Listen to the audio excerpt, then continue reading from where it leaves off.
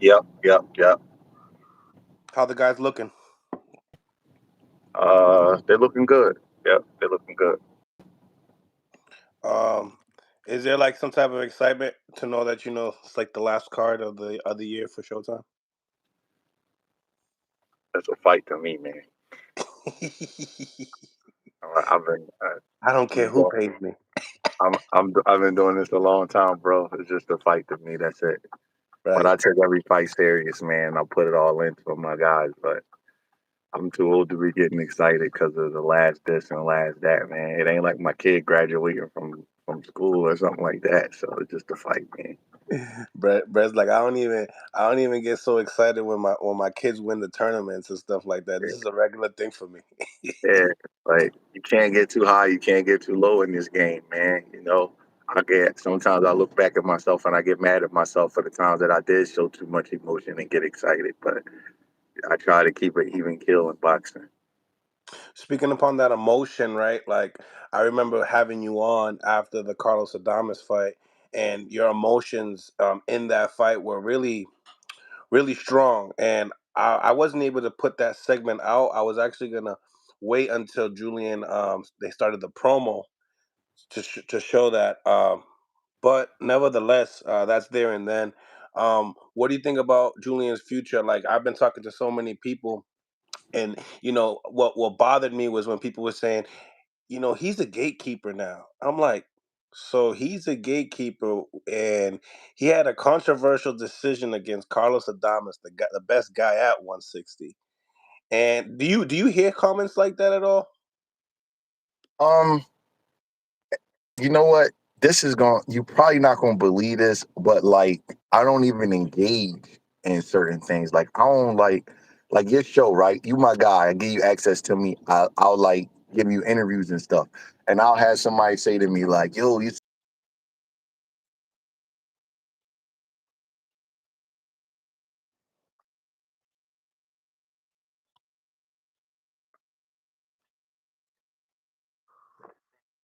without no kind of like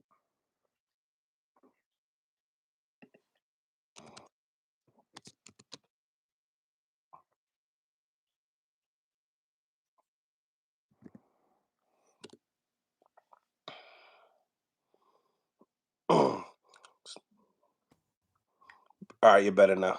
Hello. All right, you're better now. What I'm saying is like, people will comment to me like, "Yo, did you your interview on Mill City?"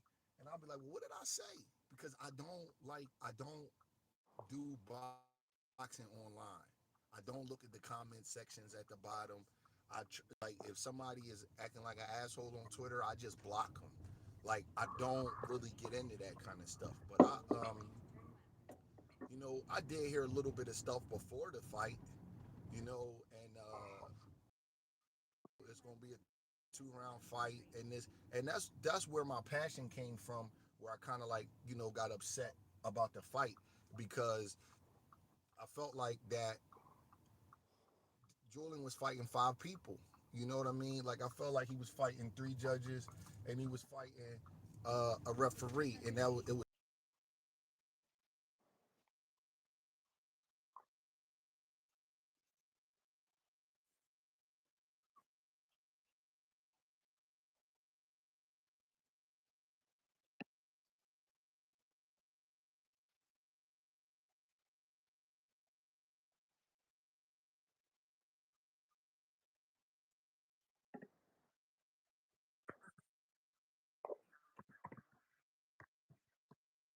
so it was frustrating to me that like up against so much because if the guy is the monster that everybody say he is,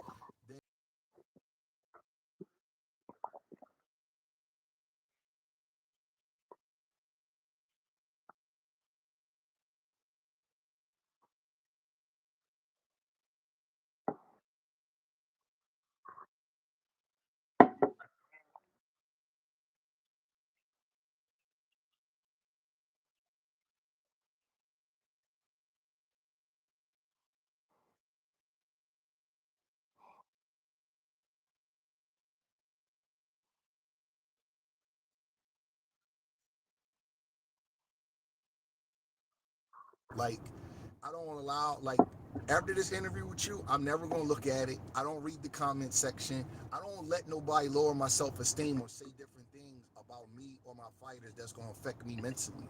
So whatever they're gonna say, they're gonna say. I know what happened that night, and I know the fight was a little bit too competitive for, you know what I mean? Like it was like, oh shit, man, this fight not supposed to be looking like this. Adames was supposed to blow him out in 2 or 3 rounds, and Adames is a good fighter. He really is. I think he's a real good fighter, and he's really explosive, but he's not the most feared man in boxing. He got walked down and beat up by Patrick Texterra. You know what I mean? That the most fair man in boxing, that don't happen to. You know what I mean? Beater Bev, I could give people the most fair man in boxing. David Benavidez, I could give people the most fair man in boxing. Those dudes is monsters. But like Adames is a really good Could fighter. you And add I think Subir Matias in that? say that again. Could you add Subir Matias in that list or no? Yeah, he's a monster. I give him that. I want to see more of him though. He's a little early for that. You know what I mean? But he is a monster. He got a loss though. But he avenged it if I'm not mistaken. Yep. But I just never viewed Adames like that. So when I heard all of that stuff, I just was like humble. Like he a good fighter, man. But damn, y'all making it seem like he like Joe Frazier or somebody. Like you know what I mean? Like Marvin Hagler. I was just like, I just thought it was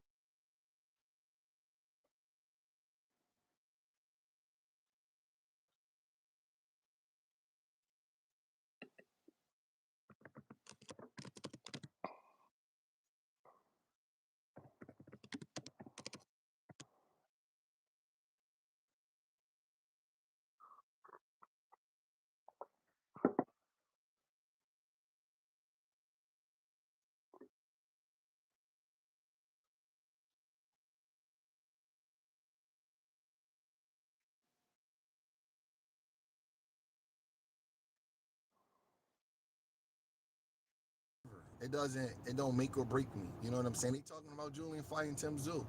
So, whatever's gonna happen is gonna happen. That's all I can say about those kind of Now fights. Kyron Davis will be on the card as well. Kyron Davis is fighting December Okay, 16th. so it's the same card, right? No. Julian's fighting January 12th. Oh, he's on the 12th. Okay. All right. So Kyron Davis is fighting on the David Morrell card. You got it. Yes. Okay. Um, but nevertheless, we have not got to speak upon Ryan Garcia. Oh, before that, right? So I guess there's been talks. Subir Matias, Teofimo Lopez, February, April. What do you think about the fight itself? Wow, I didn't hear about that. That's a Came out great yesterday. fight. Jesus, you get all of the news. It's a great fight, man. Just a great fight. You got Teofimo Lopez is the ultimate boxer puncher. As you know, I'm very high on him. Hmm. On his best day, I think he's one of the 10 best fighters in the world. Um, and Matias is, he looks like he's a monster. So that's a great fight. Right now, and I give Lopez a little bit of the edge because I know more about him and he's been in with some with pound for pound level guys. But it's a great fight. Hopefully, it's not just a rumor and they can fight. It's about time in this era that we start, with guys is fighting once every 9 months. You can't really just go around taking too many showcase fights. You gotta fight big fights. So we'll see. Facts, facts, facts. Um, Before that, uh, Ryan Garcia and Oscar Duarte. What you thought about his performance? I thought it was solid. I thought Derek James deserves a lot of props for pulling him through the fight because it looked like the fight could start turning in a different direction, and Derek James kind of pulled them back in, reeled them back in. I think Ryan now, I think he's getting sick and tired of people saying that, he never won a world title. I think he's getting sick and tired of like, the moniker that he's a social media influencer and not a real fighter. and I think that he's really like trying to apply himself to his trade and become a better fighter. I think he's a real talent, very talented kid. But now, with Derek molding him, I think his skills and is have to catch up to his talent. And I think he showed some good stuff in that fight. Um, Duarte was kind of made the order for him, but he's a good fighter. It was kind of like good good matchmaking. It was one of them things where nobody says it publicly, but if you can't beat this guy, you're not gonna rise to the top at 140. That's what I saw in the fight. Like he's a solid guy. He has one loss, but he's right here for you to hit. He's not that fast. If you should be able to see his punches coming. If you can't beat this guy, then we wasting our time with you. That's what I saw. And as far as the matchmaking was concerned, he came through. He got a big stoppage victory. Um, as far as little things that you've seen in the fight, they were talking about his California role that he had there. What do you think about Derek What's James a not California roll? the no, my bad, the California show, the Philly show that he had. Oh, that's what they call that. Um, I think the guys got to be careful, doing that stuff, man, unless you really know how to do it. You know what I'm saying? It's not for everybody. And Derek obviously don't teach that. He teach hands up, move your feet to avoid punches, strong, powerful jab, and bring your feet with you. So you know, um, as when the coach gets an already established fighter, you got to implement your stuff with him, but at the same time, you got to leave some room for some of his old stuff to show up. And I think that Derek did. He has to. Uh, Derek knows that he's been around, so he understands that. He understands that he has to like do little things to. He's gonna have to have a little bit of acceptance. He's gonna have to be a little flexible with Ryan because Ryan has some habits that Derek didn't teach him, and they hard to break. You know what I mean? It's not easy, breaking habits of a guy that's already 24, 25 and 1, who had a lot of success. He's only lost one fight in his career. So it's going to be hard to break all of his habits, overnight. But I think Derek did a good job. He reeled him back in. He got him off the shoulder roll, and he got the knockout. Like some fighters, their anatomy just don't allow them to do it. Like you just gotta like Oscar De La Hoya. If you look at Oscar in the shoulder roll, he just didn't do it right. He was a great fighter, but he tried to roll, and he just wasn't flexible enough to do it. Some guys could pick it up, and some guys can't. You know, but you watch Oscar under Floyd Senior. He was sharp under him, but he would try to shoulder roll, and he just could not. He would just get hit with right hands. He just couldn't roll the shots. So you just gotta just be careful because everybody don't know how to do it, man. And the best fighter of every generation, people always try to emulate, and guys gonna get knocked out trying to emulate Floyd Mayweather because he's been doing it for his whole life, and he got those eyes, and he understands when to roll and when to catch, and even as great as he is, he could get caught in it sometimes. So if you don't know what you're doing, you're really setting yourself up to get clipped. So I'm glad Ryan got out of that, because a good coach, against a really elite fighter, if you don't know what you're doing, it could get Ryan knocked out. But he did good. That was a good comeback. You always got to worry about a guy's confidence after he gets Get knocked out for stopped. the first time. It's Yep. it's embarrassing to him. You got for all of those millions of you have for the good things. You got people that's coming on your page saying little things and laughing at you, and guys will try to cover it up and say, "Well, I made a certain amount of money." Yeah, but pride is priceless. Sometimes there's certain things that you just that doesn't cover up, and so whenever you got a guy that loses the first fight by knockout, you got to go through some stuff mentally, and you questioning yourself. If he wasn't, he wouldn't have changed trainers. So to get a good comeback victory like that against a live guy, that should be good for his confidence. Right. Right. Um, you've been talking about matching him up with Roelly. Probably the best matchup for him at that weight class, probably. What do you think about that matchup? Yeah, that's a good fight. Roelly is better than people think he is to me. He's a little awkward and he's a little, he had that weird decision versus that older guy, Barroso, I think his name was. So he's a guy that, he's not like the perfect fighter and all that kind of stuff, but he's one of those guys you got to be careful with. He's very heavy-handed. He's awkward. He's crazy.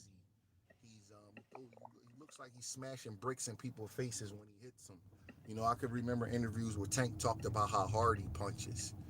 And I think I saw the sparring session with Roelly and Ryan back in the day where Roelly kind of worked them over a little bit. Yep. Ryan's the sharper guy, but he got to be careful with Roelly, man, because Ryan's one of those guys where he just looks vulnerable. He looks like you can clip him with a big shot, and it might come down to who hits who first. Like, I don't know if either one of them can take the other one's punches. You know what I'm saying? Both of them are big punchers and they throw a lot of big shots. It'll come down. It might come down to who has the better chin. So that's a good fight for both guys. I could see a knockout either way in that fight, but I wouldn't count Roelly out. I think Roelly he'll have a good chance of beating Ryan because he's strong and he's crazy and he has those hard hands, man. I know I could look at a guy and tell when he got hard hands. I never caught pads with him or anything, but I could tell he's cracking. If he shore up some things, that's a good fight. I can see that fight going either way. So that's a 50-50 fight in your eyes. I don't want to keep using the word 50-50, but I can see either one of them knocking the other one out. Okay, so who do you lean towards?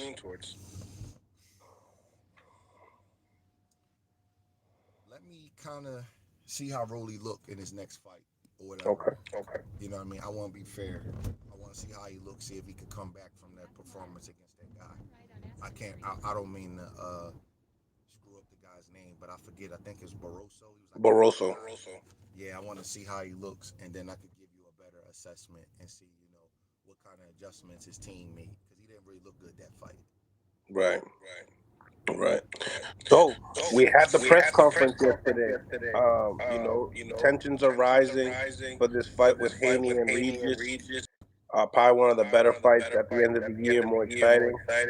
Yeah, After props to interview, I give both after of those teams interviewing props. you, That's a big fight. That's a real like hardcore fight. Like that's a real fight. I give both teams props for taking that fight. I do too. And after interviewing you and talking about this briefly, you told me give me a couple weeks. Give me a couple weeks to make a decision. Um, do you feel like you got to see more possibly like in the weigh-ins, or is it No, I like Devin by decision. okay? I like Devin by decision. I'm not hedging it. That's my pick, and I'm gonna stick with it. I just think that he might be a little too long, a little bit too quick, a little too youthful, and I Yeah, see sometimes that Regis, he does a little bit too much to avoid punches, and when you're the guy like it's easy to put Regis out of position. I was watching a fight with Josh Taylor, and I'm like, damn, Regis could win this fight. But every time Josh Taylor would engage, Regis would be like contorting his body all over the place, and a lot of times he'd be pulling himself out of position to counterpunch.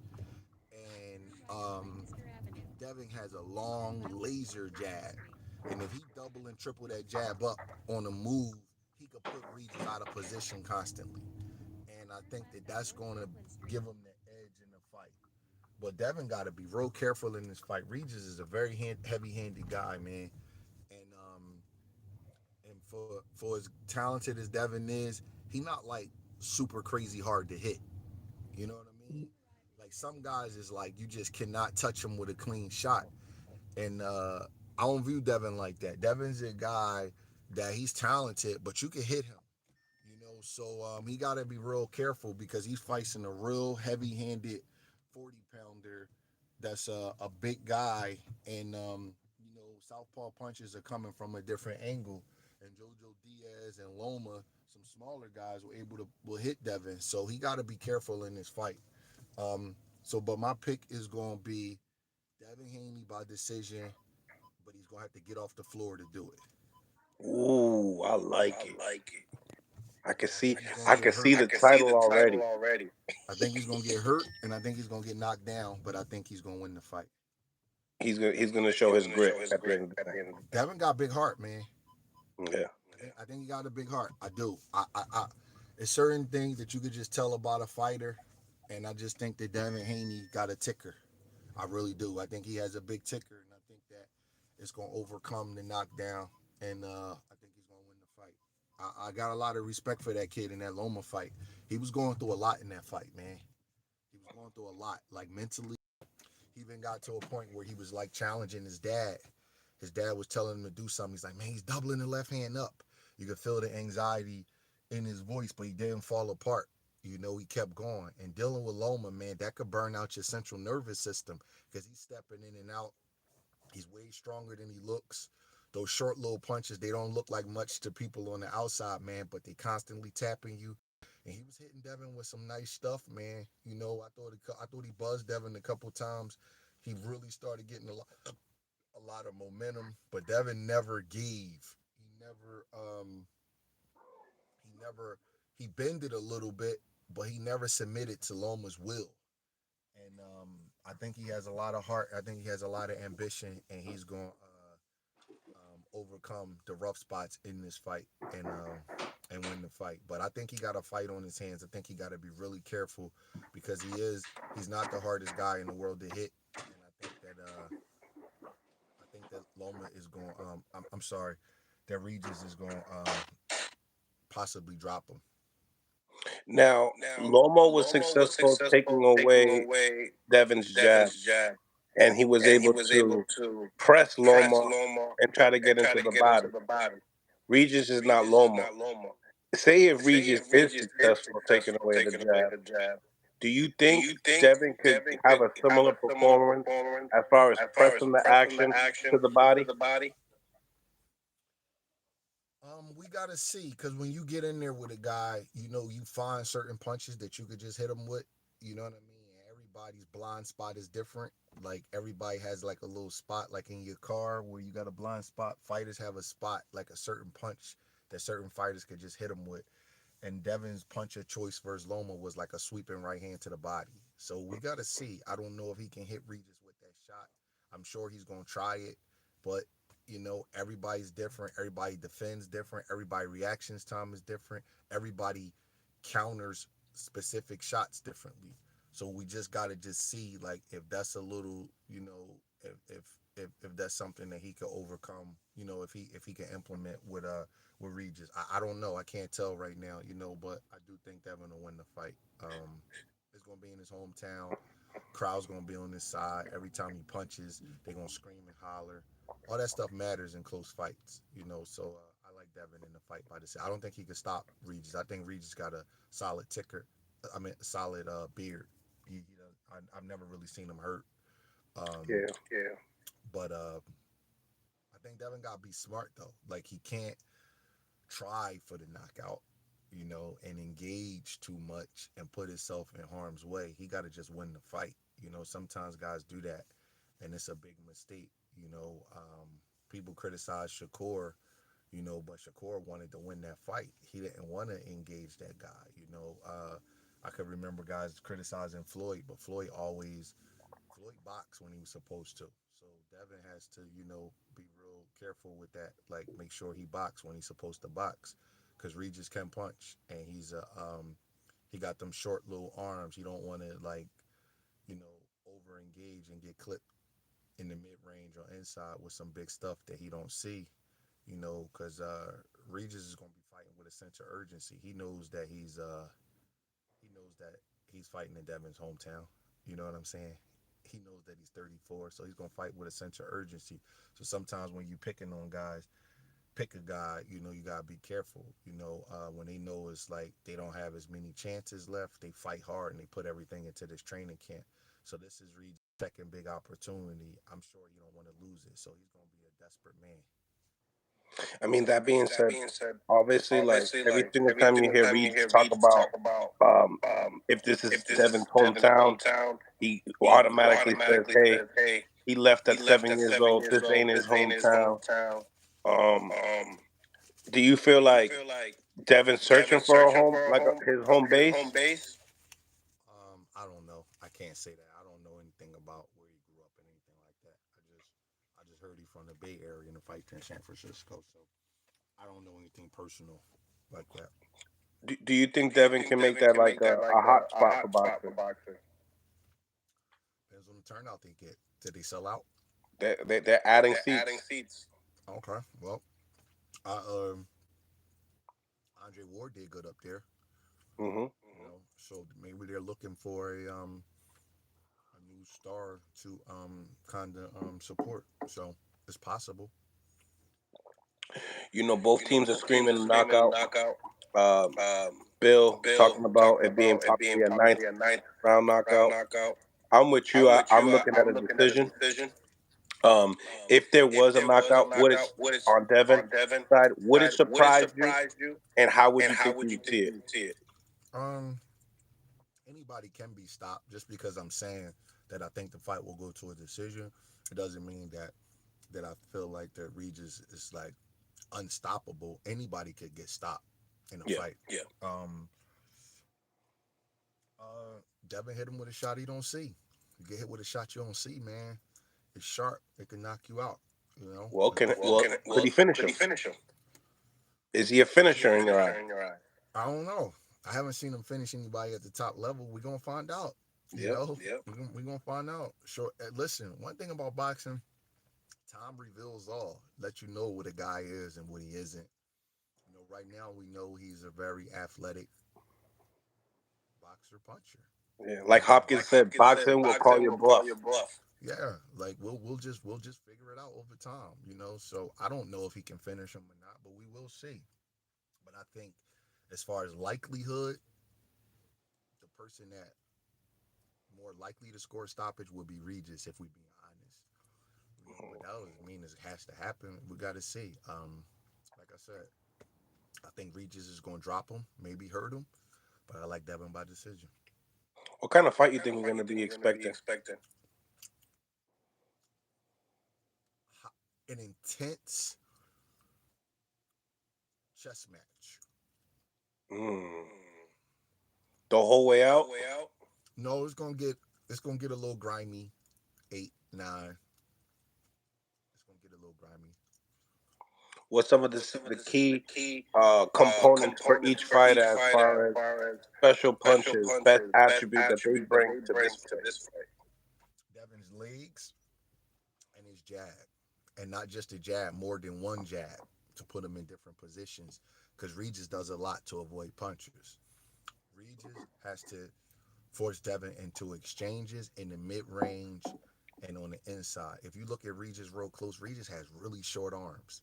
So he's a real good short puncher. Those punches have like a real big effect on guys.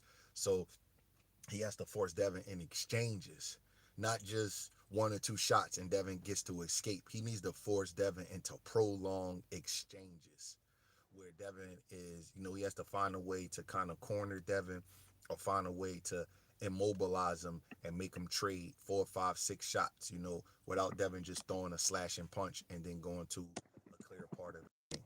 So I think that Regis has to make the fight more violent for him to win. And Devin has to keep it more of a boxing match to give himself the better chance to win. So would you have So to would you have to say say Devin Devin in the center in of the the ring center would of the be ring would be something more something more ideal for ideal him for in him his yes, game plan? yes, yes, and minimize the exchanges. He has to minimize the exchanges. He don't want to go chin for chin, punch for punch, toughness for toughness. That he has to minimize the exchanges. Mm. So So would you say would like you say like this fight has this to fight do has with to do like with this fight boxing has to do IQ? with Devin's IQ? Yes, Devin can't let that crowd force him to fight a fight that is not beneficial for him to win. Mm. I'm not saying he can't win that way. What I'm saying is it's an easier way for him to try to win. Stay Stay disciplined. disciplined. Yes. Yes. Mm. Yes. He has to be very disciplined in this fight. Like if you notice, I did not overly criticize Shakur Stevenson. Nope. because I know that kid De Los Santos can punch, and he's twitchy. He got them fast twitch reflexes, and he could knock you out.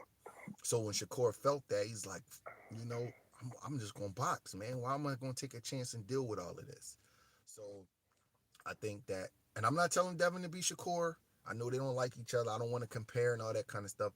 I'm just saying that he got to be careful with Regis if he exchanges too much, because I think that plays into Regis's hands.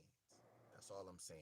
I don't want to tell anybody how to fight or whatever. I'm not saying Devin can't win if he opens up. I'm not saying any of that. I'm just saying that from what I see, that the fight is more beneficial to Devin to keep it a boxing match. The fight is more beneficial to Regis if he makes it into a violent fight where they're testing each other's will and chin and all that kind of stuff.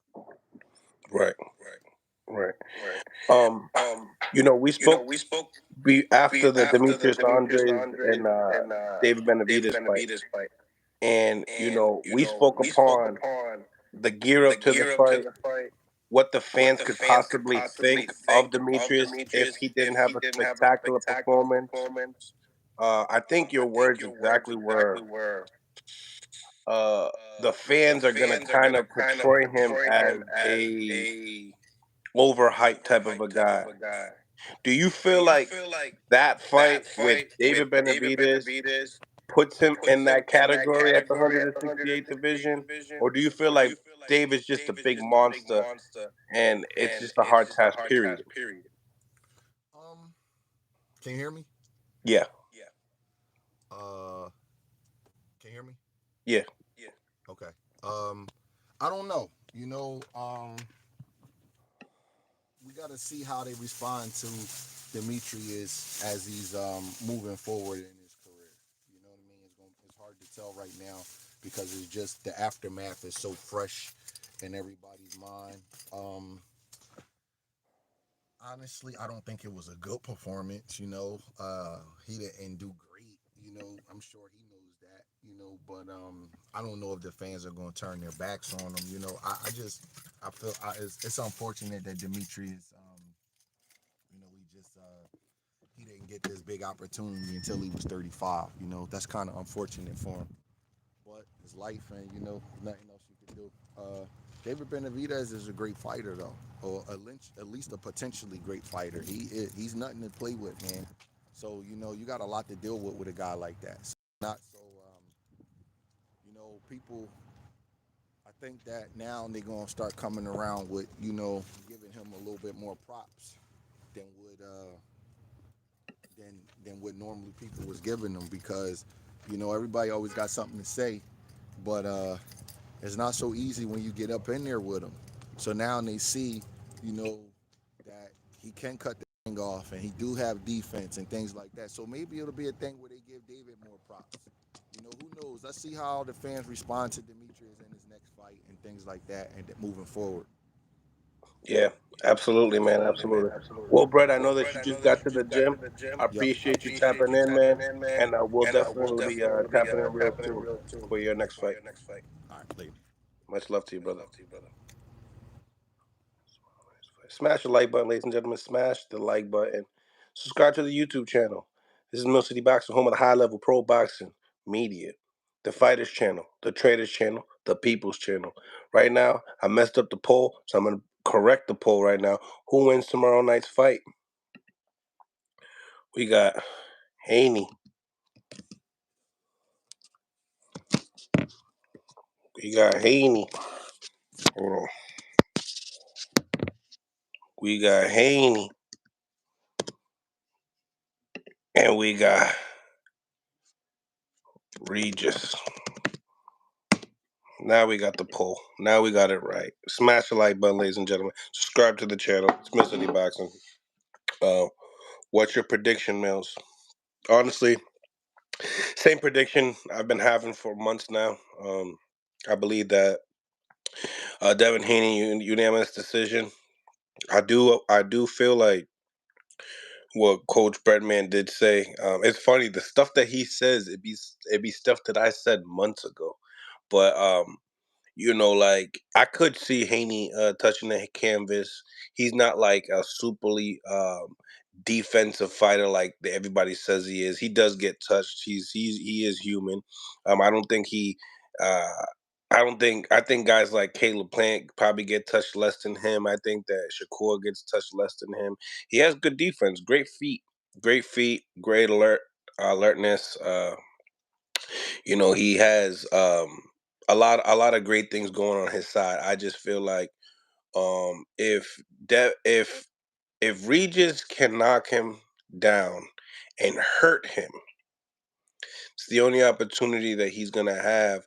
And if he could do that once or twice or three times in the fight with 12 rounds and have an opportunity to finish him, he needs to give himself as many opportunities as possible. I think he needs to fight on the clinch if once the referee stops the fight, stop. If the referee's not saying anything when you're punching in the clinch, continue to do what you do. So I feel like if it's not a dirty, rough fight for Regis, it won't be close. If he's really trying to like box with Devin, it's gonna be hard. You know what I'm saying? But yeah, we'll definitely get to see Regis land some big shots. I'm definitely can't wait to see how Devin reacts to those shots. I know that Regis is a way bigger puncher than Loma, so very curious. But the punch selection, and the accuracy of Loma kind of trumps the power of Regis. You know what I'm saying? So I'm very curious to see how Devin reacts to it. And I agree with Brett. I think that Devin's a tough kid. And I feel like he'll be able to overcome it. Now, does the fans enjoy his performance after he gets clipped? That's a different story, ladies and gentlemen, because that's when your real nerves come in. That's when your real self comes in. When you get hit with a shot, right? And you hear the little ding, and now all you see is that opponent in front of you and people going crazy. So I gotta see, Devin's been in that position before. He's gotten that ding in the Bambi legs, right? With Jorge Pedraza, right? But then he's also gotten hurt to the body with Jojo Diaz. So him putting on this weight, all this weight that he has put on. Um, Ladies and gentlemen, we've seen so many people this year coming down from a lower weight division and trying to stack up the weight the proper way to compete at the highest level. uh this could be one of those situations. You know, Devin Haney was definitely needing to move up in weight. So that's the only difference between him and like a Charlo versus Canelo, or Demetrius Andres and Benavidez. These guys, you know what I'm saying? They were moving up in weight to a weight class that they're not necessarily comfortable with. If the doctors looked at the weight and the trainers looked at the weight, they'll say, all right, in your 30s, you should be competing here. In the mid 30s, you should be competing here. And if you want to continue boxing, you probably should end your career here. So with Devin Haney itself, 24 years old, just huge kid. You know what I'm saying? So I think that this moving up in weight is going to benefit Devin. But a lot of people think, oh, wow, look at his muscles. He's going to hit harder. No, I think the durability will be better. I think, yeah, he might be a little stronger, like a little stronger because he's going to be more fresh. But to the point of saying he's going to be knocking shit out the park out of nowhere, I don't know. I don't know about that. What about Regis's accuracy and speed? Will he have to slow, or will Devin bring his legs into the real question? I think that, it's one thing about having speed, right? But there's a 4-inch arm difference. There's a 10-year youth difference. You know what I'm saying? We have a style that Devin Haney has went throughout his career, you know, um, with the advantages of having a long jab and speed. And there's nothing different in this fight. You know what I'm saying? There's nothing different in this fight. And then once again, like you said, Jake, the legs of Devin Haney are just as good as anybody in the sport or better. So you know, we definitely got to see how, Regis, pertains on how he cuts the ring, how he implements his feints. He needs to be very twitchy. He needs to have a movement that we haven't seen. You know what I'm saying? Because I do believe that the Haney team has really studied Regis not just for this training camp, but I feel like the Haney team has been really studying Regis for quite some time now. So, you know, I think that Regis knows that. I think that Regis has this "I don't give a damn" type of an attitude, and we've seen people that don't give a damn type of attitude give a lot of respect to people once they're in there at that level, and in the same time, you see that on the other end that they don't show no respect at all, and they get their asses kicked. Um, you know, there's just so many reasons why I believe Devin Haney wins this fight. I want Regis to win. Like, that's who I want to win. Do I see it happening? Like I said, there's a 35 to 40% chance that Regis can come out with the victory. You know what I'm saying? One knockdown's not gonna do it. Two knockdowns might not do it either. You might need to knock down Haney 3 times or make sure he's sleeping for him to be victorious, in my opinion. All this Devin Haney team talking about, oh, they gonna knock out Regis. You haven't knocked out nobody in 4 years, and out of the people that you knocked out, at what level are they? At what level are they? You know. Same thing goes for Regis. What's going on, Gold Rush? What's going on, late Jake? You know, same thing with Regis. Regis, yeah, after the Cepeda win, right? That's like the biggest name that he's really, took out. But he didn't really take out big names either. You know what I'm saying? That's why uh a lot of people talk about the 140 division on why it lacks talent, because there's a lot of names. There's a lot of names, ladies and gentlemen.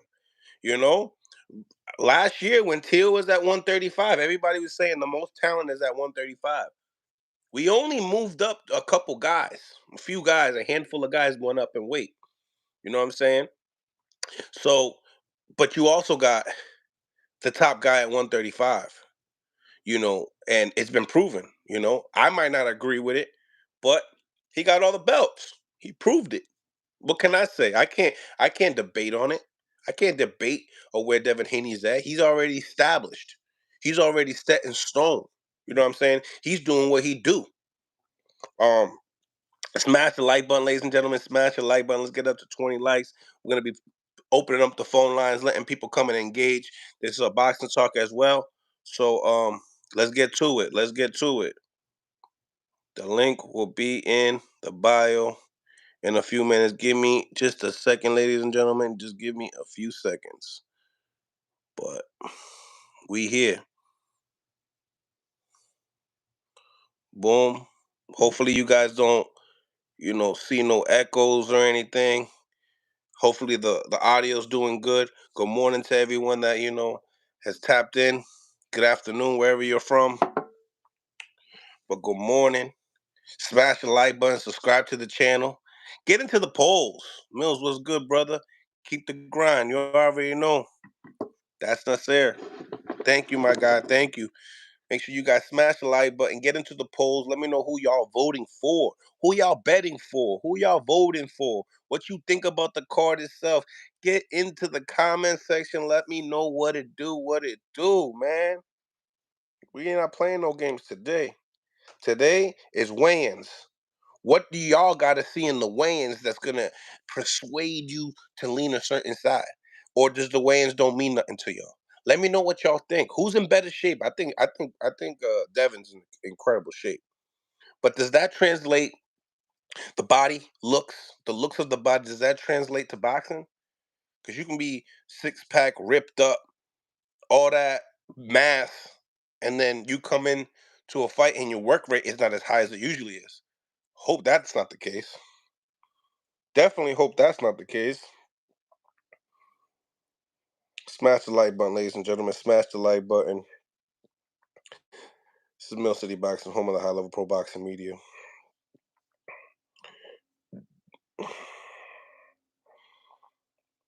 Sorry about that, guys. We're about to put the link up right now. Once again, I appreciate y'all for, tapping in with your boy, enjoying this.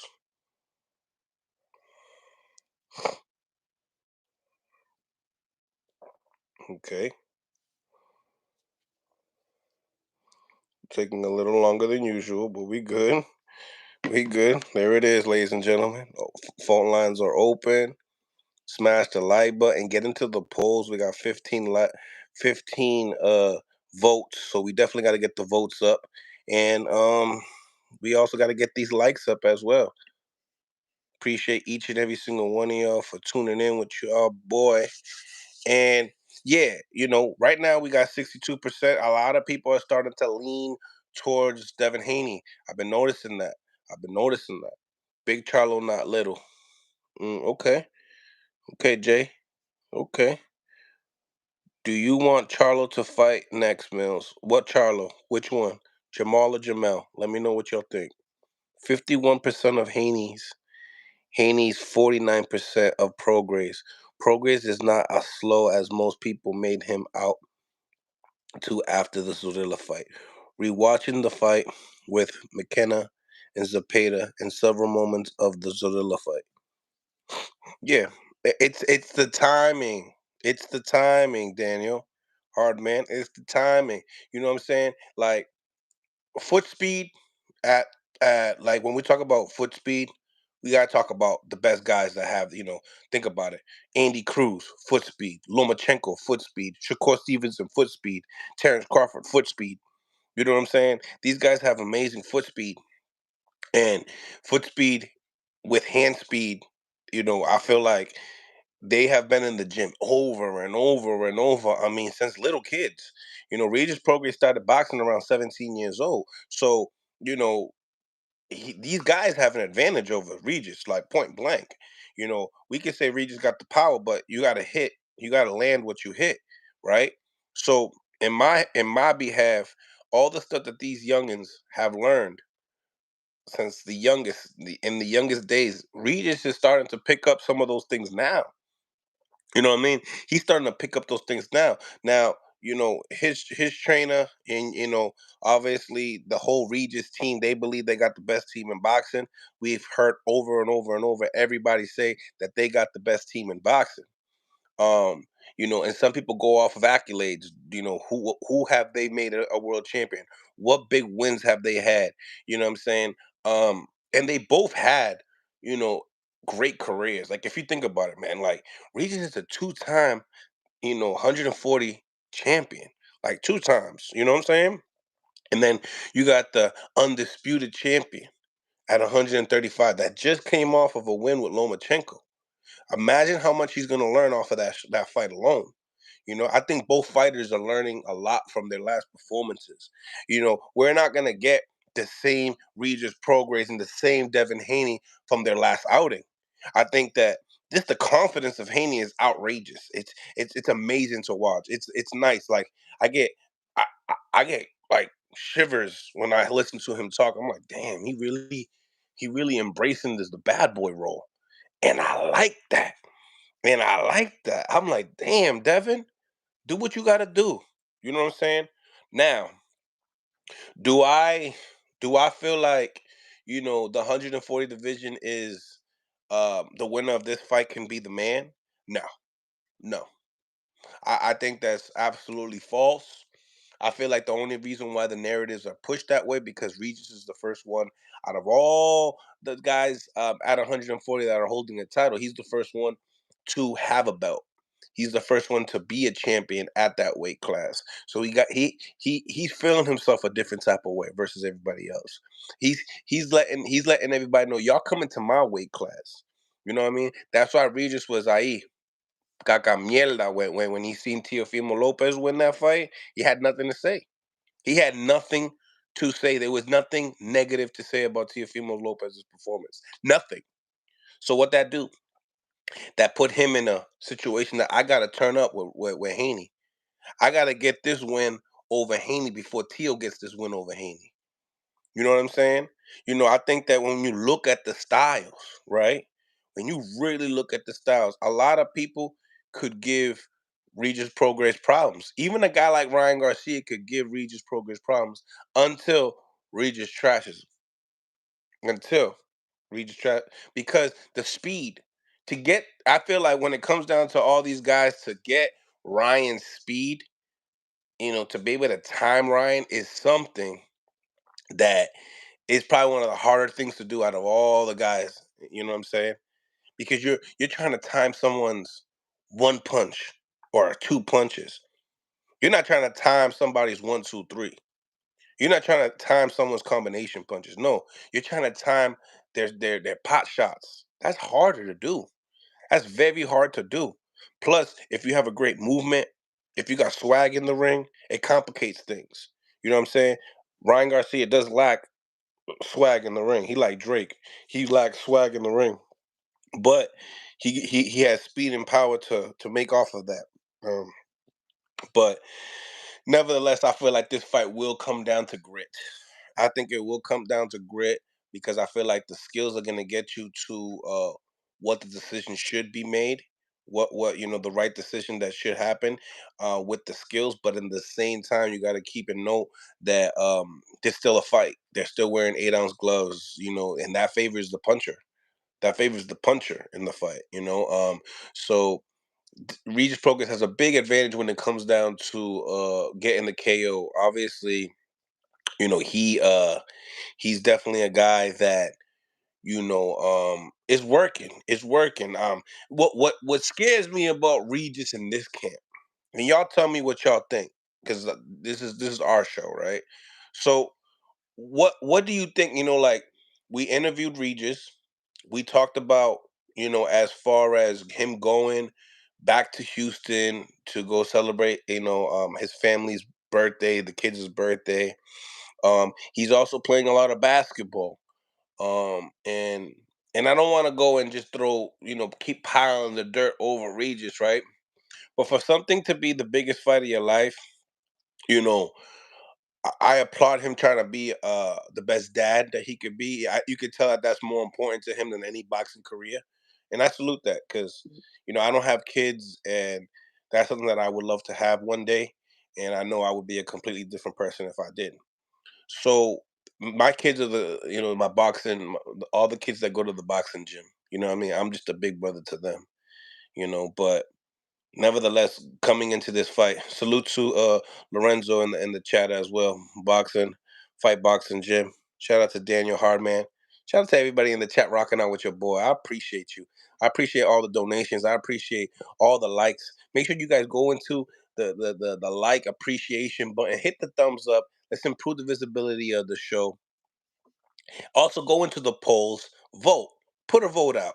You know what I'm saying? Who y'all think's gonna win tomorrow night? And on top of it, who do y'all think won the press conference last night? I know we don't really do this on this show. Oh, Mills, what you talk about win a press conference? What the hell is that? I'm talking about energy. I'm talking about excitement. I'm talking about gearing up to the fight and just wanting to be like, yo, did you see what he said yesterday? You know what I'm saying? Like, I thought it was cool. I like Bill Haney as well. The way he's coming into this fight and talking to Evan Tobler, which we're gonna have to Evan Tobler after the weigh-ins today. So stay tuned for that, and also Mickey Bay. But it just it makes me laugh. It makes me laugh a lot just to know, Bill's on that, like, you big you big fat dummy, or you fathead, or whatever the case may be. Appreciate you. Anybody that's trying to tap it in with your boy, please hit me with a cash app, super chat, whatever y'all can, and let's make this show one hell of a show. Jackie Hernandez goes and says, Bill gets on my nerves, and it works. It works, Jackie. That's what he does. He gets on your nerves to the point that your mind it needs relaxing. You know what I'm saying? I need my brain to breathe. Makes you want to take off your hat. You know what I'm saying? Because it's on too tight.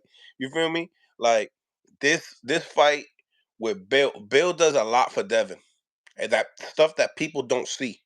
What Bill does, right?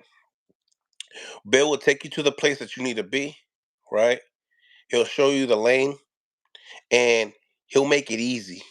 He make it easy for everybody to know that, yeah, it's entertainment. He's selling the tickets. In reality, who's selling the fight? Shout out to Eddie Hearn, first of all. I gotta put that out there. Going to the Bay, setting up this fight at the Bay, adding more seats to the Bay. You know what I'm saying? Eddie Hearn's one of those promoters that he's not like Top Rank that they're constantly going to Oklahoma. They're constantly going to Vegas. They're constantly going to New York and all the fight hubs. Eddie Hearn will go and take chances, right? And while he's taking those chances, he is also building the profile of the fighter that he has on his stable. So I like that about Eddie. I think that Eddie brings a different type of air when it comes down to boxing. I love Eddie. You know what I mean? Pause. Uh, Eddie, we definitely gonna get an interview real soon, man, because I like the way you break things down. I like his predictions, and I think it's the accent for me. I think it's the accent for me because you go talk to Mill City, he gonna hit you with like that urban East Coast talk, and then you have Eddie that's out there. In the UK. You know what I'm saying? All right, mate. So I feel like it's needed. A Mill City Boxing Eddie Hearn interview is needed. You know what I'm saying? So if I have to pull up to the fight to get it, it'll happen. Smash the like button, ladies and gentlemen. Smash the like button. Subscribe to the channel as well.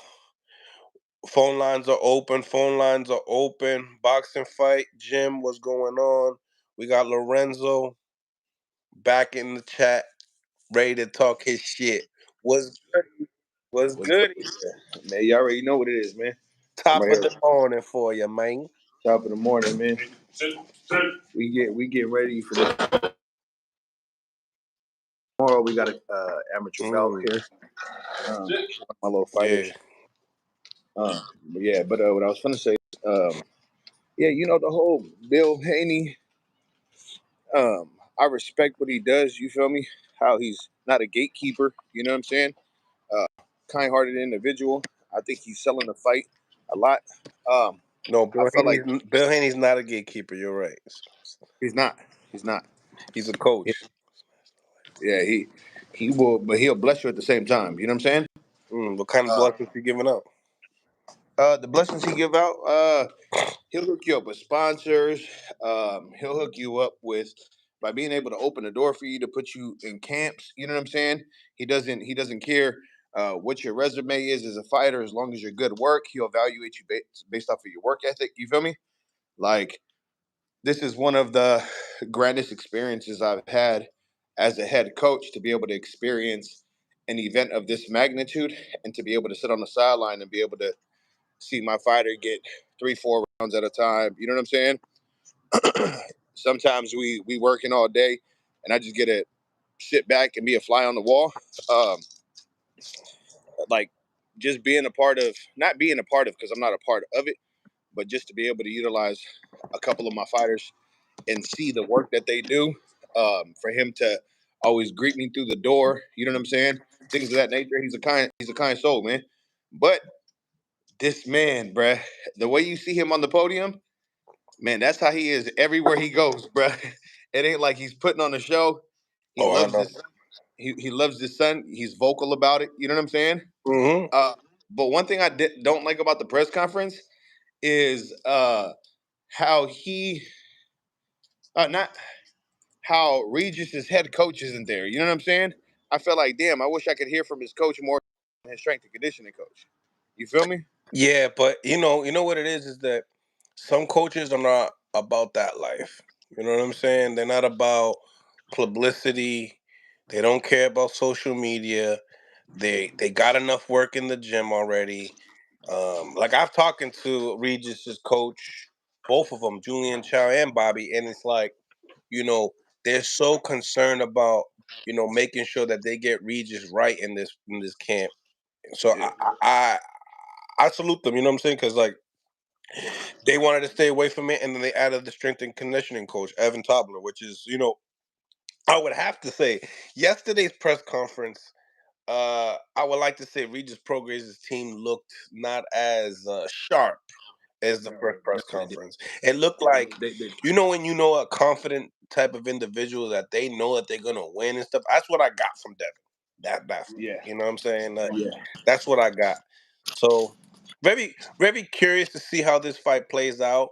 Obviously not off of the decision itself because I'll be betting the decision on Devin, but I want to see if there's any adversity that comes to Devin's way.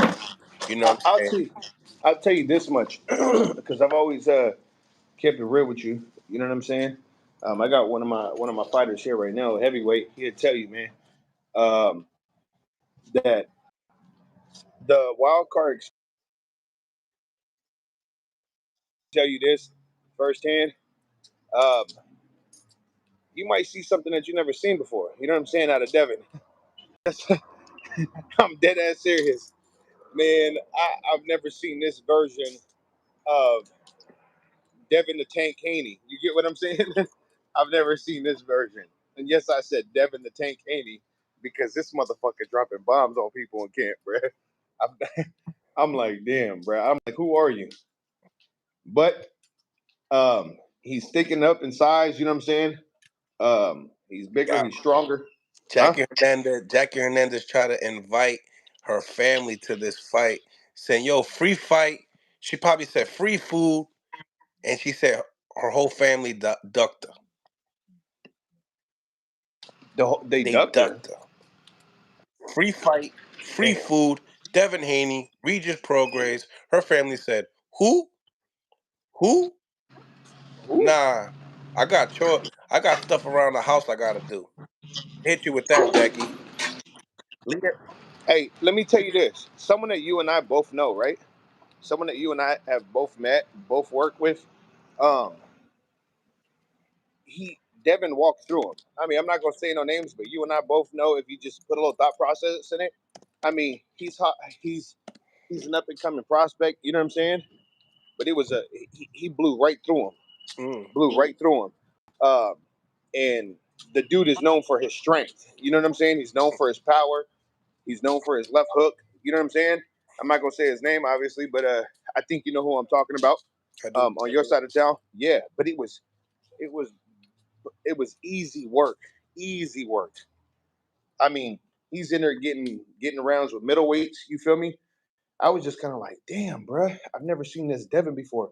So just like we talked about before, and I'm not saying it like this, but when we're talking about the whole Geo thing, just don't be surprised if Devin walks forward and Regis walks back. Just don't be surprised. You feel me? So if you could put like cool little 50 or 100 on it, I mean, shit, bruh. I I'll go mean, I half. feel like there's gonna be moments like that. Like we've seen that Devin had moments with Lomachenko pushing him back, but that energy wasn't full out for 12 rounds. You know what I'm saying?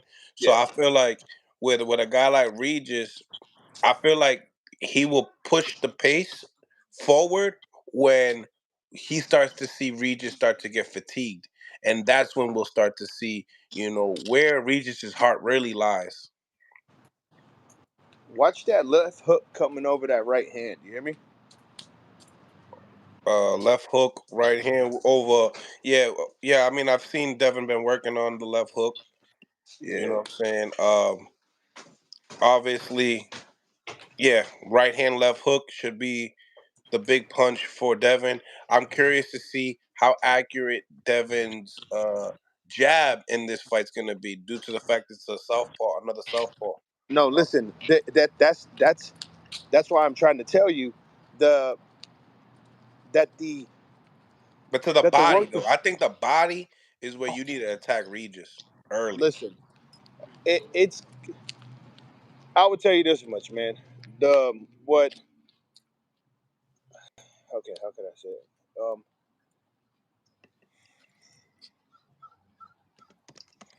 All I'm saying is that Regis better keep his gun on him the whole time and stay narrow. Because Mm. if he exposes his body at all, it's gonna be an early night. And this Devin, you guys have not seen. I can tell everybody that's on this, man, So are you sitting one there. of the ones that are saying that Devin's going to stop Regis? I can pretty much safely.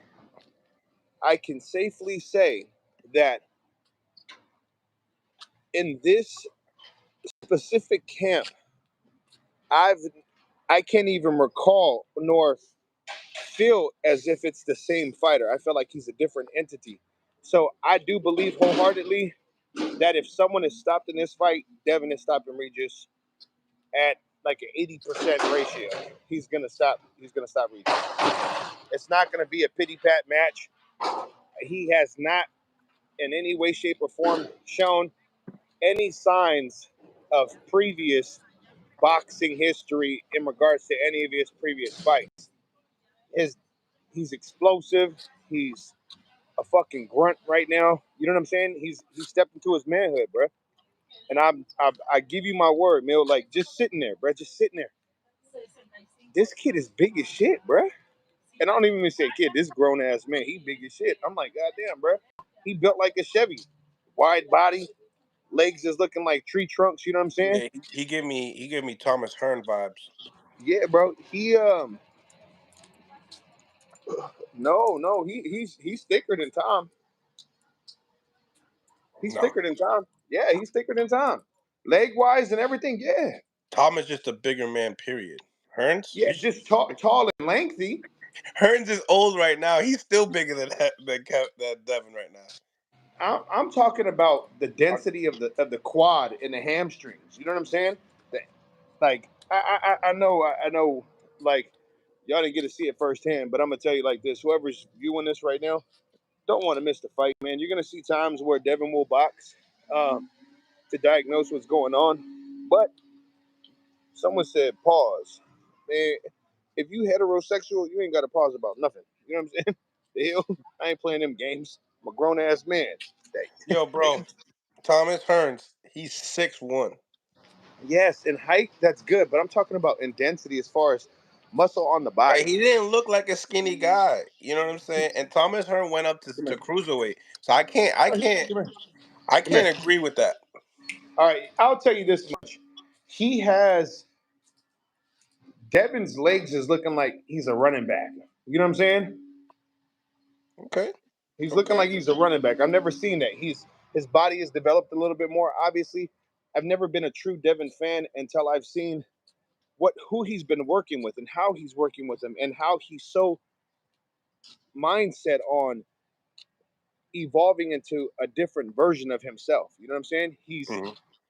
He's giving that like I'm gonna walk forward, kind of like Shakur was doing with Jamel Herring. You know what I'm saying? Like, nah, I'm gonna come here and I'm gonna prove that I can do this. You know what I'm saying? Because he wants to change the narrative.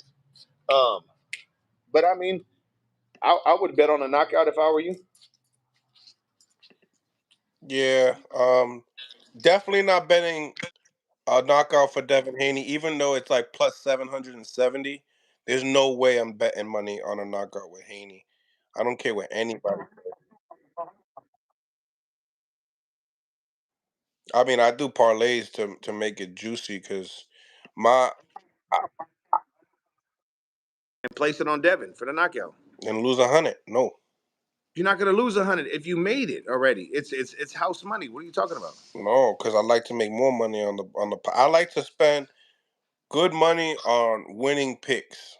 I All don't right, so kind let's say of hypothetically speaking, if you put down 500 on Devin to win a decision, right? How much money you making back? Hypothetically. hypothetically I would be making. I got to look at the odds. Today was the day I was supposed to be looking at the odds, so I'll be doing the betting show tomorrow. How about that, guys? Sorry about that, ladies and gentlemen. I haven't seen all the odds, but yeah, you wouldn't make much, bro. I think I got my man Sports Goat. Sports Goat. Let me know in the comments what's the spread looking like, bro.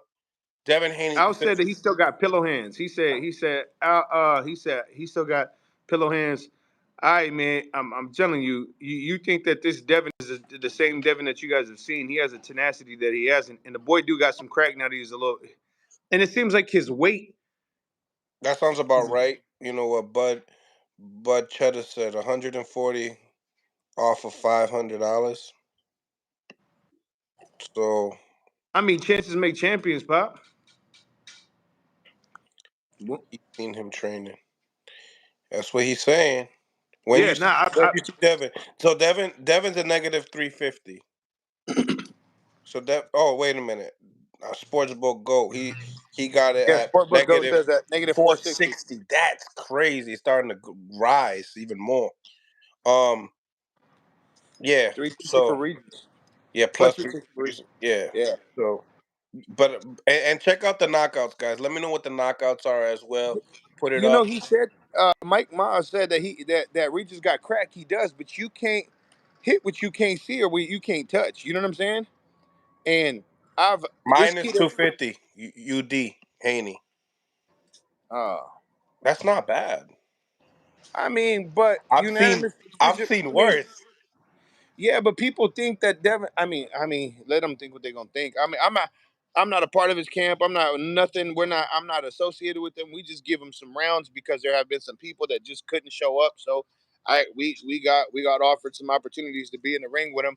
And I'll tell you this much. I'll put it to you like this, straightforward, bro. And I can say this. He did not end up moving with any of my fighters at the end because he wasn't working with no one under 160 That's good at, though. at the end of camp.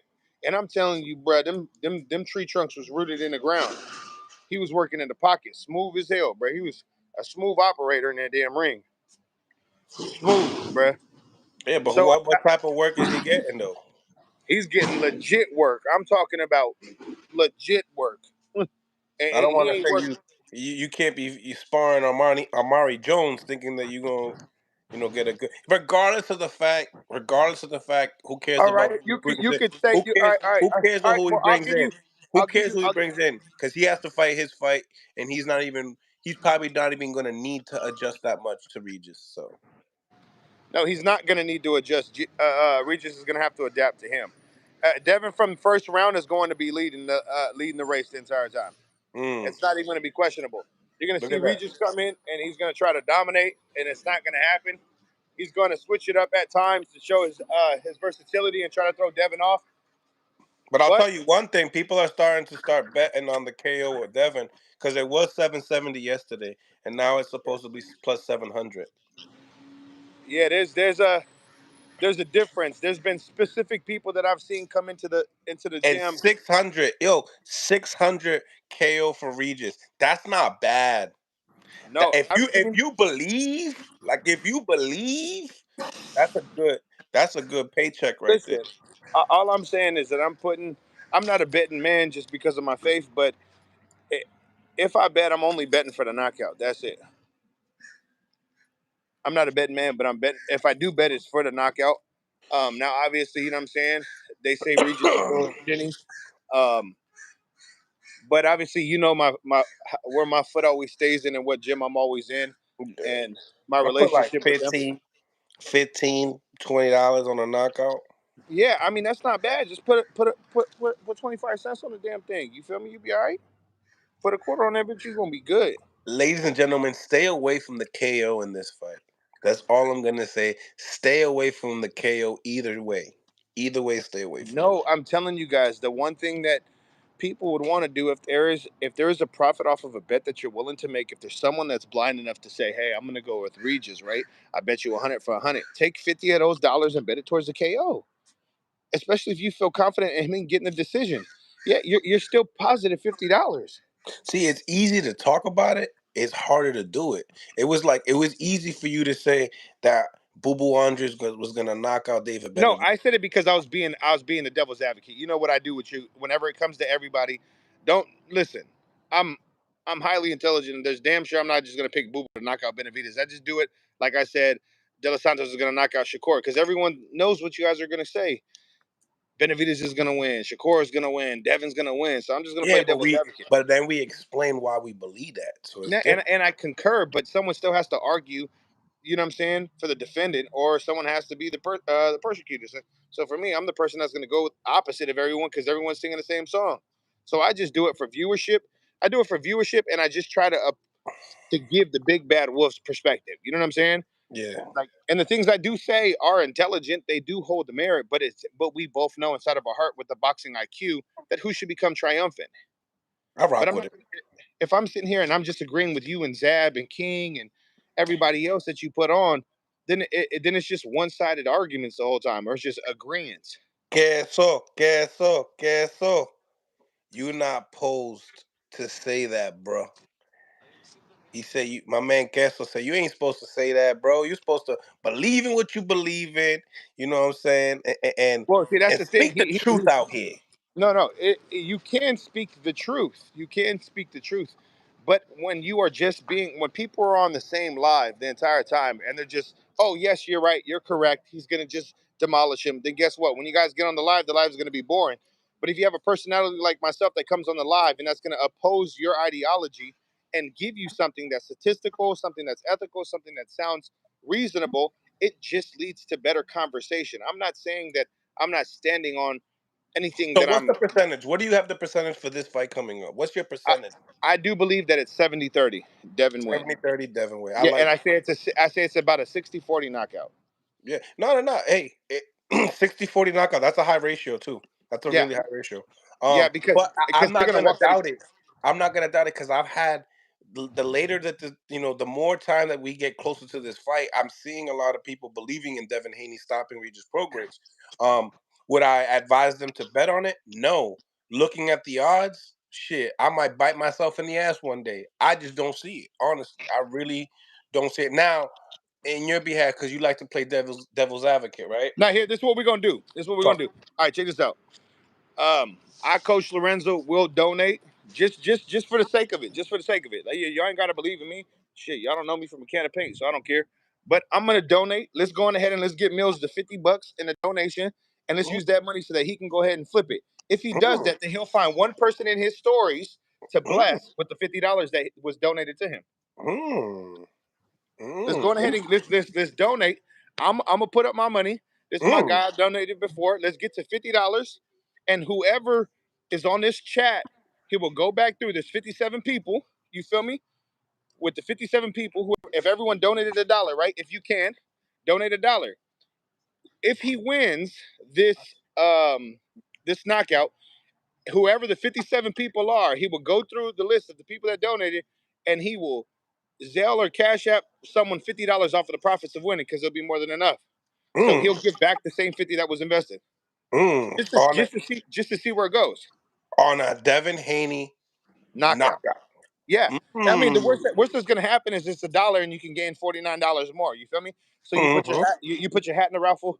You put your hat in the raffle. Your name in the raffle I'm for gonna do a $1. stupid bet. I'm gonna do a stupid bet for sure. A Yeah. light stupid bet. You know what I'm saying? Yeah. Like something that I go to the bodega and I spend $5 type of shit for a plate. I'm gonna do something like that for the Devin Haney. Exactly. That's what I'm saying. So for me, I'll donate, and everybody else, you know what I'm saying, if you guys want to, and then we could pick one winner, and then that person go get blessed with $50. Yeah. So check it.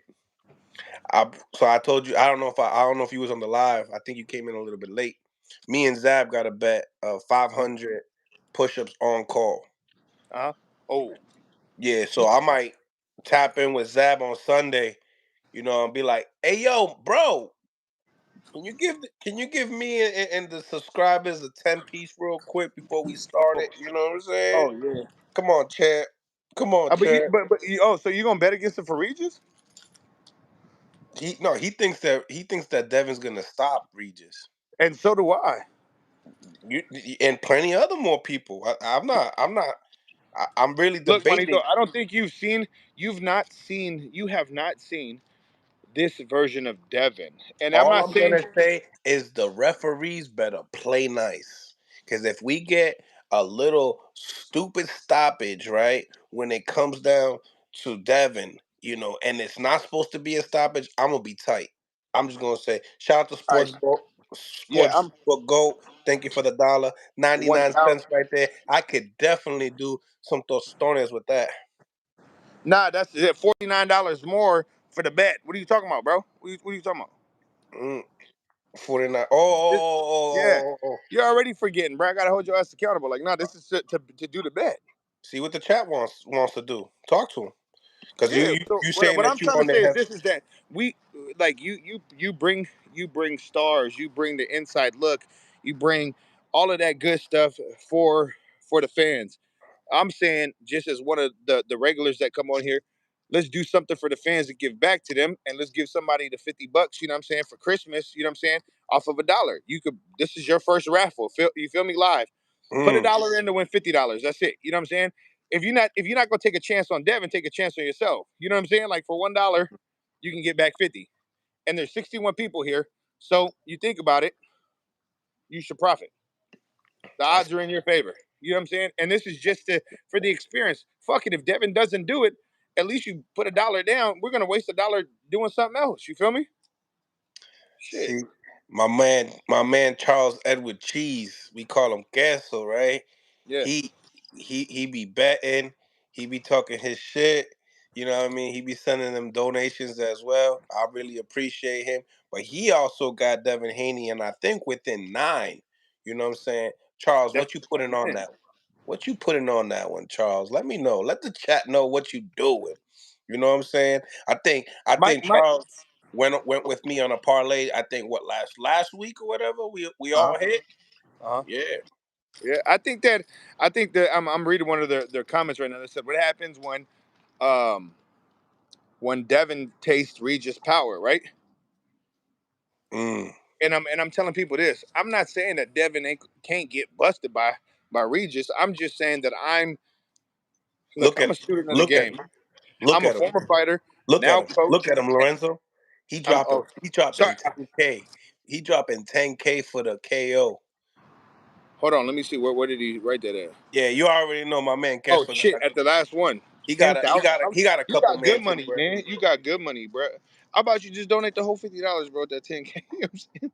God damn. Don't tell Kessler that. Don't tell Damn. Kessler that. He'll drop another zero right behind it. Don't play with him. God damn. Don't play with Kessler. 10K on a knockout? Yo, he drops money on these bets. I ain't gonna hold you. I mean, But I mean, I but think that's what he it does. I sounds think like that's he his makes normal profit. bet. I think his normal bet's like 10K. Well, he must be, you know what I'm saying? He must be profiting from it. Bet is in. Mike Moses. So we got Sports Goat I'm, and Mike yeah. Moses for the Haney KO. And don't think that I'm just saying this. I'm looking on the live right now to see Oh how I can. yeah, no, we got 2 people here, man. That donated, and I already Yep. know who they are. So we Yep. got Mike And Moses and don't Sports Goat. trip. I'm sending my cash too. I was literally looking on the live right now how I donate at the same time, so y'all don't think that I'm just saying give your money without me giving mine. You feel me? Yeah, Um, I want y'all to know this though that um, Regis does obviously have a puncher's chance. I don't think that he has a boxer's chance, but I do believe he has a puncher's chance in this fight. Um, Also, the only reason why I'm speaking highly of Devin is because I've damn. never been a Devin Haney fan. Did you hear? Yo, check out the chat. Charles said that he lost 100K on Spence. 100K? Yeah, he's rich. He's rich. My guy's rich. The homie's rich. You know what I'm saying? Yeah, Drinks on damn. drinks on No, you and no, no, no. Hey, no, no, man. Hey, Charles. Whatever you doing for that revenue, man. Let me buy you a drink so that we can go ahead and sit down. We can talk about how I yeah, we can make gotta that sit happen. down and talk. We gotta sit down and Yeah, talk how bro. we can make this better. You was about to say drinks on him. Like, nah, nah, no. Wait a minute. I'll buy the drink, bro. We For only 100K. want to drop Blow it. donations to a great boxing channel, Mill City Boxing. Mills, get the Zell if you can. All right, I'll get the Zell. I'll get the Zell for sure. For the Yeah, people yeah. that got Because Cash App, though, I'll put my Cash App as well. I felt like we can go on ahead and just and watch it. You know what I'm saying? And see what happens. Have you Yeah, ever done I haven't seen it because obviously I go live with you. But have you ever done like a live narrative watching the fight, going live like on Instagram and just it's gonna on happen. It's gonna the happen. I want to start doing live commentary on how we view the fights as well because yeah. I feel like that's a great way to grow a channel as well. So, give me the money, sports book. Yeah, well, look, I'm gonna tell y'all this much, man. I'm about to send my donations in just a moment. I'm gonna get off of this because I got to get ready for tomorrow. Uh, but I appreciate you, man. Like, subscribe, and for whatever it's worth, whether it's a knockout or not, I predict that Devin Haney is gonna become triumphant. I'm gonna stand on what I said. I think that Devin Haney does stop Regis based off of the performances that he's had in sparring, but obviously, sparring is different from the actual fight. Regis has a puncher's chance, and let's just say that hopefully the fans win this fight. You know what I'm saying? Because that's most important, man. Thank y'all for being loyal. Bless up, Mill. You're a great one, man. All right, Thank you, my brother. I all appreciate right, you. peace God out. bless. Smash the like button, ladies and gentlemen. Smash the like button. Phone lines are open. You know how we do it on Mill City Boxing, home of the high level pro boxing media, the fighters channel, the people's channel, the trainers channel. I mixed that up a little bit, but you know what I mean. It's y'all channel. Shout out to everybody in the chat. Smash the like button. Subscribe to the channel as well, man. Salute to everybody that has thrown donations this way. It's very appreciative. Mike Moses and Sports Goat. I'll definitely put in a little something on DraftKings for y'all. You know, we got a $2 bet and a $1 bet. KO for Devin Haney. And good luck. Good luck on that. You know what I'm saying? That's great money. You know, it's a steal, right? If you guys are able to hit, that's a steal, right? Plus 700. Come on, man. It don't get no better. Smash the like button, ladies and gentlemen. Smash the like button. In the polls, we're gonna get to the polls. 52 votes, or we can get these votes up. But nevertheless, we are going to say that, you know, Devin Haney is up by 20% on this poll right here on Mill City Boxing. 60% of y'all believe Devin Haney will be victorious. Tomorrow. What do y'all have to see in today's weigh-ins to make you persuade on leaning towards, you know, Haney on a KO, Haney on a decision? Or do y'all believe that weigh-ins are weigh-ins? You can't determine a fight of how it's going to go down due to the fact of looking at the body type of an individual. Who is the mole, Mills? I don't know who the mole is. You know, they talking mole. I don't know. You know what I'm saying? There's always moles. I don't know if y'all know this, but there's always moles. You know. Laughing my ass off. Salute to everyone. What's going on, Larry? Listen, Charles Edwards. A debit of 100,000. My guy, Charles Edward Kessel. They don't know. I know, but they don't know. 100K though, bro. I would have told you that Spence was gonna get his ass whooped for that. Damn. It's up there, guys. It's posted. It's pinned, man. I have it pinned up. I think I do. Let me see. Y'all don't see the pin? The link. Let me get it back up, man. Let me get the smash the like button, ladies and gentlemen. Smash the like button. Thank y'all for rocking out with your boy. We're gonna keep this rolling, right? We're gonna keep this rolling and see what this do. We're gonna see what this do.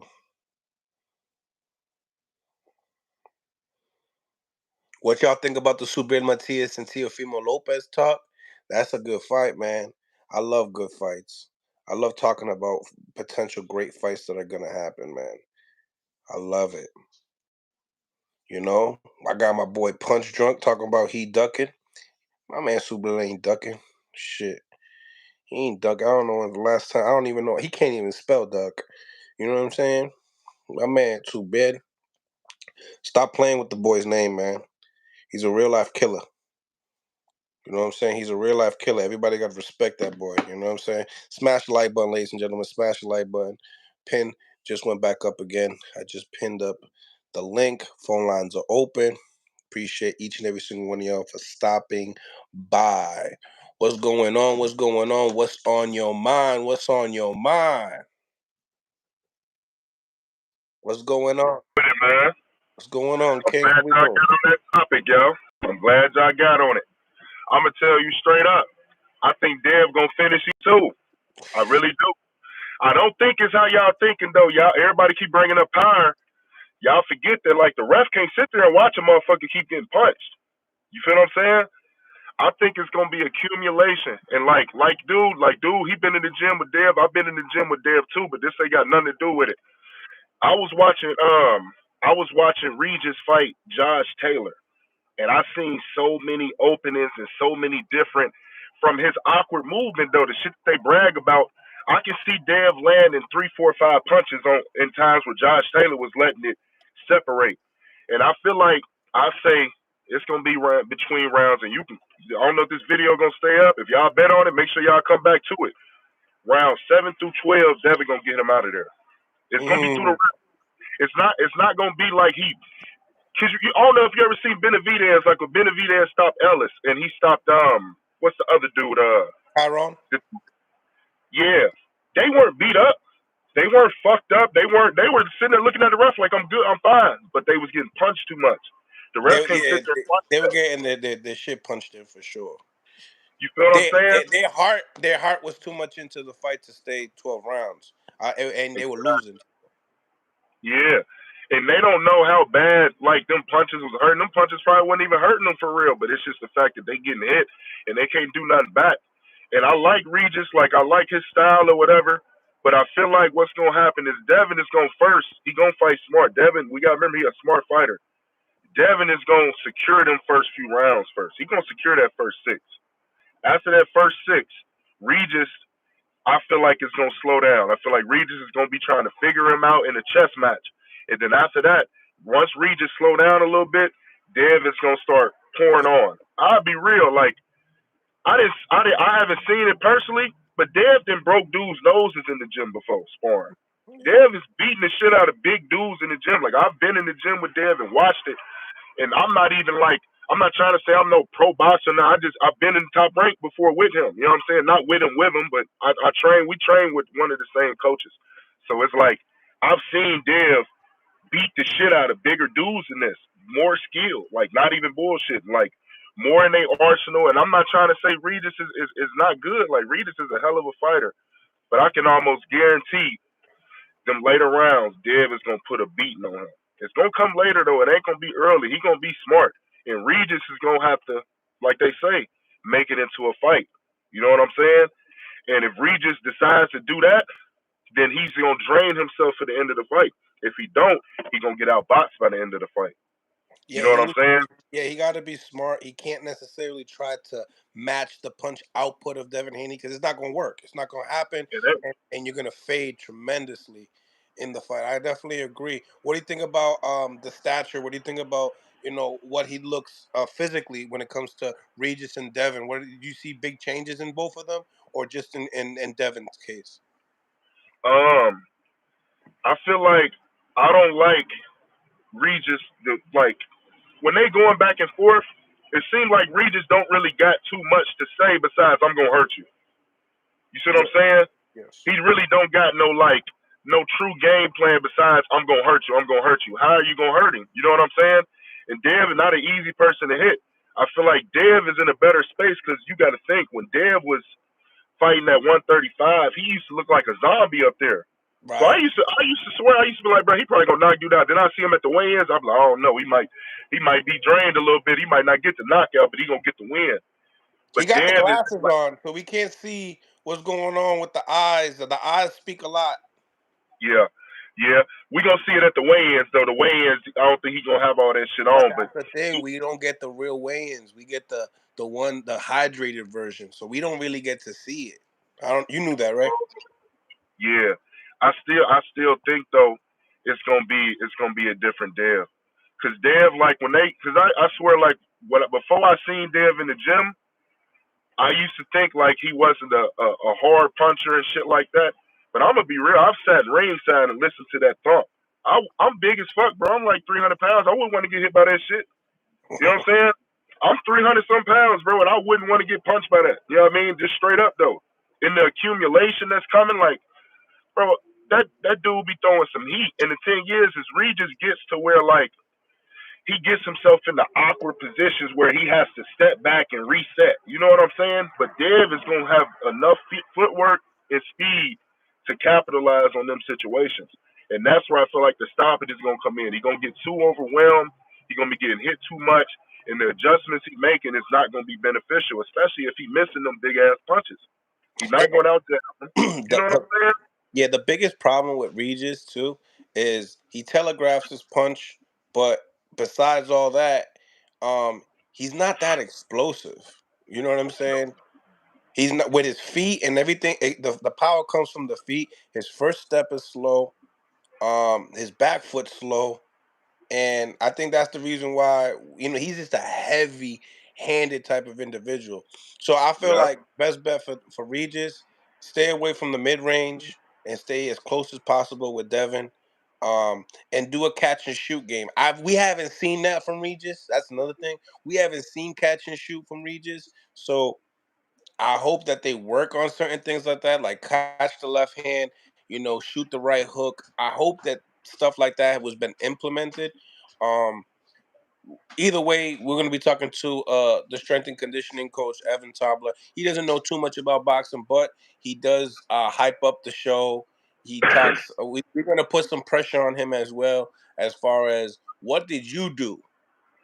What did you do to bring to the table for this fight for, Regis to be victorious? Because if he does fade, I think we do have to put some type of blame on the strength and conditioning coach, some way, somehow, when it comes to fading towards the late rounds.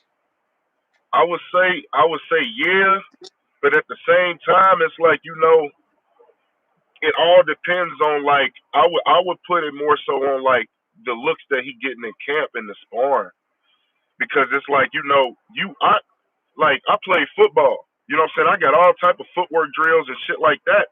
But if I go like we used to have scout teams or whatever, if I go against a big fat ass defensive end and then I get a fucking fast ass quick agility DN and I've been working with this the whole time. When I get in the game, no matter how good my legs is, I'm gonna have some type of adversity. You know what I'm saying? You're not going to I be able think to turn with the guy. you're just not gonna be used to the timing and the looks of it. You know what I'm saying? Like you got all the conditioning and shit. I mean, we see that all the time. Like there's plenty of people who work out and got good athletic ability, but when they get in the ring, it's a totally different thing. You know what I mean? I 100%. feel like he did everything he could to like get him where he needs to be, but the problem is that you're dealing with an elite fighter, and like with the skills that Devin got, I don't think that strength and conditioning is going to be the deciding factor of how good he do. I think it's going to come down to strategy and the looks that he got in the sparring that he got in camp. That's what I feel like it's going to come down to.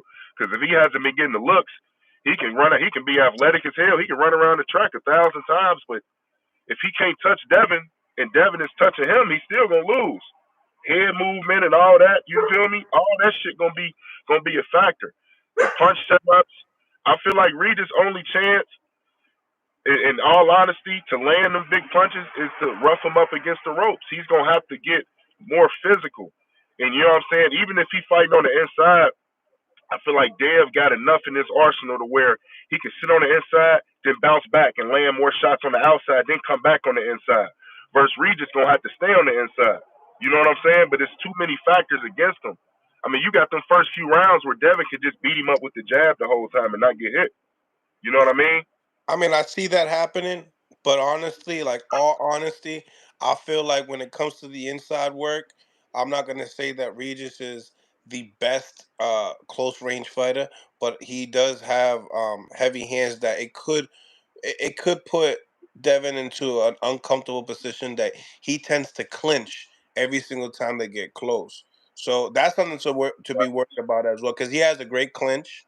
He has long, 4-inch arm reach, so he'll be able to get over those shoulders of Regis Prograis pause, but he'll be able to get over, what I'm saying, and be able to like, rough him up a little bit. So I feel like that's gonna be a key thing and how the referee plays it all in the fight How tomorrow. to rep play it. If they want to keep breaking it up quick or letting them work out of it. And then another thing you guys think about too, the one time Dev did get hurt, Linares. Y'all peep. Linares didn't catch him with one big shot. He threw like 5 punches and the fifth punch got in. The punch that Dev didn't even think Yeah, was coming. It was it's a whole unbelievable. extra punch.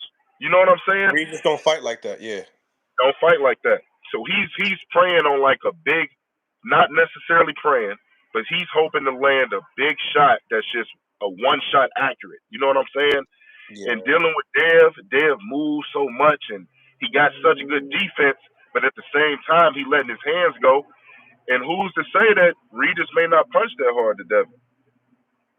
We That don't know that. Yeah, yeah. I mean, there's stories out there of Regis getting stopped out there and sparring and all that. We've also heard, I've seen things with Devin as well. Him coming to the New England area and I see who he chooses to spar with, and I see how he picks and chooses. Or I'll do 2 rounds with you first. I'll do 3 with you later.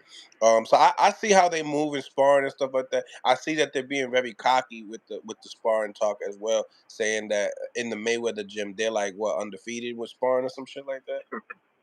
Yeah, I heard about that too. I mean, I rock with the way Dev, because Dev is like, people look at Dev, and I'll be honest. Like when I seen Dev on TV, right? I didn't think of I didn't have the same opinion until I actually seen him in the gym. When I seen him in the gym, Dev is really like a like, I'm not gonna label him a killer, but he's got that. You feel what I'm saying? Like you know what I'm talking about. Where it's just like Yeah, you can bro. even look at it like that mole that hurt Ryan Garcia. When he found that out, what he do? Invite him to spar. You know what I'm saying? And did the mole have anything to say about him? He didn't have too much to say. So you feel what I'm saying? And that's just I the mean, the type of mole. mentality. I heard the mole said that Devin's a better fighter than Shakur. He probably got He had. hands put on him. He said before, because he sparred Shakur. He said before, I thought it was Shakur. After he sparred Devin, he said, "Nah, Devin's a much better fighter." Real talk. Like Dev, bro. Like, and I ain't even bullshitting. Like, and I ain't just saying this as no biased opinion, because in my opinion, like, don't get me wrong. Like, I don't like to like necessarily like play like a biased role. You feel what I'm saying? But I strongly feel like Dev is one of them like throwback hardcore fighters that like we haven't seen in a while. And like the way he fight, he got so much in his arsenal. And once, and I feel like we gonna see though. But they always say like Dev run and he clinch and all that. But once Dev like get in there and really start thumping, you know what I'm saying? Like they like to the people's expectations, what are they gonna say then? You know what I'm saying? Because right now the only thing they got to say is that he gonna run. But what if he go in there and he really don't run from them though? What if he go in there and really fight his fight in the beginning? Okay, he fight his fight in the beginning, first 6 rounds. Then after them 6 rounds, he start punishing him. You feel what I'm saying? Start sitting in the pocket, catching it. His punches ain't hurting no more. His punches is coming slow. And he start really punishing Regis. You know what I'm saying? What we gonna say then? You feel what I'm saying? So that's why I feel like, honestly, like I feel like the weight was holding Dev back a lot. And I'm not being biased, I'm being real. I feel I like the agree weight with was you. holding back a lot. And I feel like Dev, and I've seen it. You know, I've seen Dev in the pocket, and I watched Dev fight on TV. And it's he got a whole side of him that he just don't show. Like I say, like my partner, I love him to death. He the one that told me, Dev broke his nose. You know But what you I'm see, saying? the thing to stop you there, right, is like a lot of people kind of misconstrue this, right? You go into the gym, you see these guys wearing 16-ounce gloves with the headgear, and now they're comfortable wanting to fight in the inside, in the middle of the ring, in the inside. Versus once you put those eights on, you know, I mean, as soon as you put them on, you understand what's coming at you. And I think that the mentality of who you are is gonna change. It's like this, bro. I come out and I'm in a street fight with you, bro, and I got a chain or I got a leather belt. You gonna Uh-huh. react to me different if I got the leather belt versus the chain. You feel me? You might want to close the distance on the leather belt real quick, but you don't want to close the distance with the chain. You feel me? You absolutely right about that. And like it can get tricky for him. You know what I'm saying? To where like There's two the people in the sparring. chat. They say you look like Bill Haney. That's funny. It's probably because of this hoodie. It's probably because of the hoodie. But it could. Hold on 1 second. Hey, I gotta go real quick. Hold on, real quick. No, God bless you, man. Thank you for stopping by Let for you real. go. All right. Appreciate you. Smash the like button, ladies and gentlemen. Smash the like button. Make sure you guys like, comment, and subscribe to the channel. Phone lines are open. This is Mill City Boxing, home of the high level pro boxing media, the fighters channel, the trainers channel, the people's channel. And we talking about the Devin Haney versus Regis Prograis fight tomorrow night. Today we have the weigh-ins. We'll be going live after the weigh-ins with Mickey Bay, talking about what we think about this fight. What do you think the turnout will be? And I like the fact that, first of all, the polls are starting to get closer, right? Because we had a solid 60% with Haney, and now it's like, 42, 58 around, Sportsbook GOAT, my guy up in the building, 68, 65 votes. So we doing all right here. We doing all right. Talk to me, Sports GOAT. What's on your mind? Fuck all that knockout shit. I'm not hearing it. I fuck with Haney, but he ain't knocked out nobody in 4 years. I don't care if he moving up in weight or not. Regis ain't been knocked out. So how the hell does he just get this power out of nowhere just because he moved up 5 pounds? Like, and this is his first fight at 140. Like, maybe later when he get plus 135, if anybody want to take that, it's plus money, maybe, and that's just for somebody to get knocked down. But Either person. Brody, what are your thoughts, right? Tell me what are your thoughts as far as him saying, I'm probably just going to do a pit stop here at 40 and go to 47. Like, this shit kind of creepy to me. That shit cap. That shit. We'll see. Whatever. Because you ain't getting no hardware at 47. I think that shit cap. I think Bill Haney just goddamn capping, man. They need to stay at 140. They just talking, man. They just talking. I think that Bill's trying to stir up a narrative as far as like Haney's the only one that's calling out Boots. I can see it now.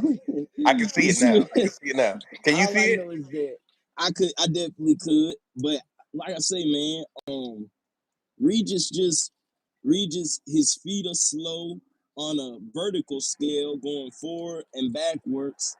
That's one issue. His lead hand is down. Yeah, his lead handing down. Why he's a little I don't want to say awkward, but he's a little bit out of position with certain punches that he throw. Falls in on shots. One of the keys he had that chin over that knee. That's reaching. You're reaching and you're not being defensively responsible. Haney can counterpunch his ass, man, but I just see Haney beating up on him. He'll have some moments. And you know what's crazy? That I'm glad that you mentioned that. I'm so happy that you mentioned that because that's so true. Regis against Zudela, he was reaching all night. And you know what's crazy about the whole situation? Zudela never used his jab. Made him pay. Yeah. No, Zudela never used his jab. That's my whole point. If you look at him, it looked like he was kind of awkward even wanting to throw it. Or am I tripping? It looked a little awkward with him. Like he was just trying to land that big right hand. Yeah, like that's what I'm saying. Like he gonna have to eat. He gonna eat some fucking jabs, bro. Everybody knows that. The number one thing for a guy who want to kind of get on the inside, kind of throw those hooks, fucking jab. That jab stop him in his tracks, make your ass reset. And then with feet like him, he kind of got to be a little flat-footed based on just his style on how he throwing. So you get a motherfucker who jabbing you, making you reset. And then they moving around, they switching angles on a pendulum step. You see what I'm saying? We talking a little bit more higher level like that. You get into shit like that, man. Now you talking about skill relative to just physical attributes. Facts. I mean, in the same time, I'm with you, bro. It's funny to hear this stoppage talk. It's very funny to hear it. And I do believe people believe in it. You know what I'm saying? I see that. But the thing about it is that regardless, say Devin Haney was weight drained at 135, say he wasn't at the most 100% as a boxer as he should be, right? Moves up. Tell me, like you said, he hasn't knocked out nobody in 4 years. But we talking about a guy that's never been knocked out. He is a two-time champion at the division, and it happens to be he got a big left hand with it. And then on top of that, grimy. You know what I'm saying? A gritty guy. Like, he's tough. Ain't no bitching Regis really, you know what I'm saying? Who needs this fight more? Who needs this fight more? Yeah. Of course, Devin Haney. I mean, fuck it. Because it would be like match steps now going down, like, right? Yeah, you lose now. It's like, you know what I'm saying? Like, Regis already lost. He lost to Josh Taylor. He had that bullshit with Zaria. So if he was to lose, people like, oh, we seen this coming with Zaria. You see what I'm saying? As opposed to if Devin Haney lose, it's like, whew. People don't understand, man. You take a loss like Deontay Wilder say, man. You take a loss, you be surprised. Some of them companies, they start pulling that money back. They'll fucking isolate you. And Mr. Everything, like, yeah, you're right. Never officially been dropped, but he definitely was dropped with Zudilla in that last fight for sure, and he admitted it. And every time Devin mentions it, he never denies it. Like he just keeps it funky, And that's what I like about Regis is that there's one thing that we could say about all these guys. And when you talk about uh talking your shit and performing, Devin has definitely done that. But he's also said so many different things that he has had to back up his dad's story, back up his stories 4 years ago, and the stories don't match today. I say this: he needs to do this and move on. Damn, it's gonna be a good fight. I like him by decision.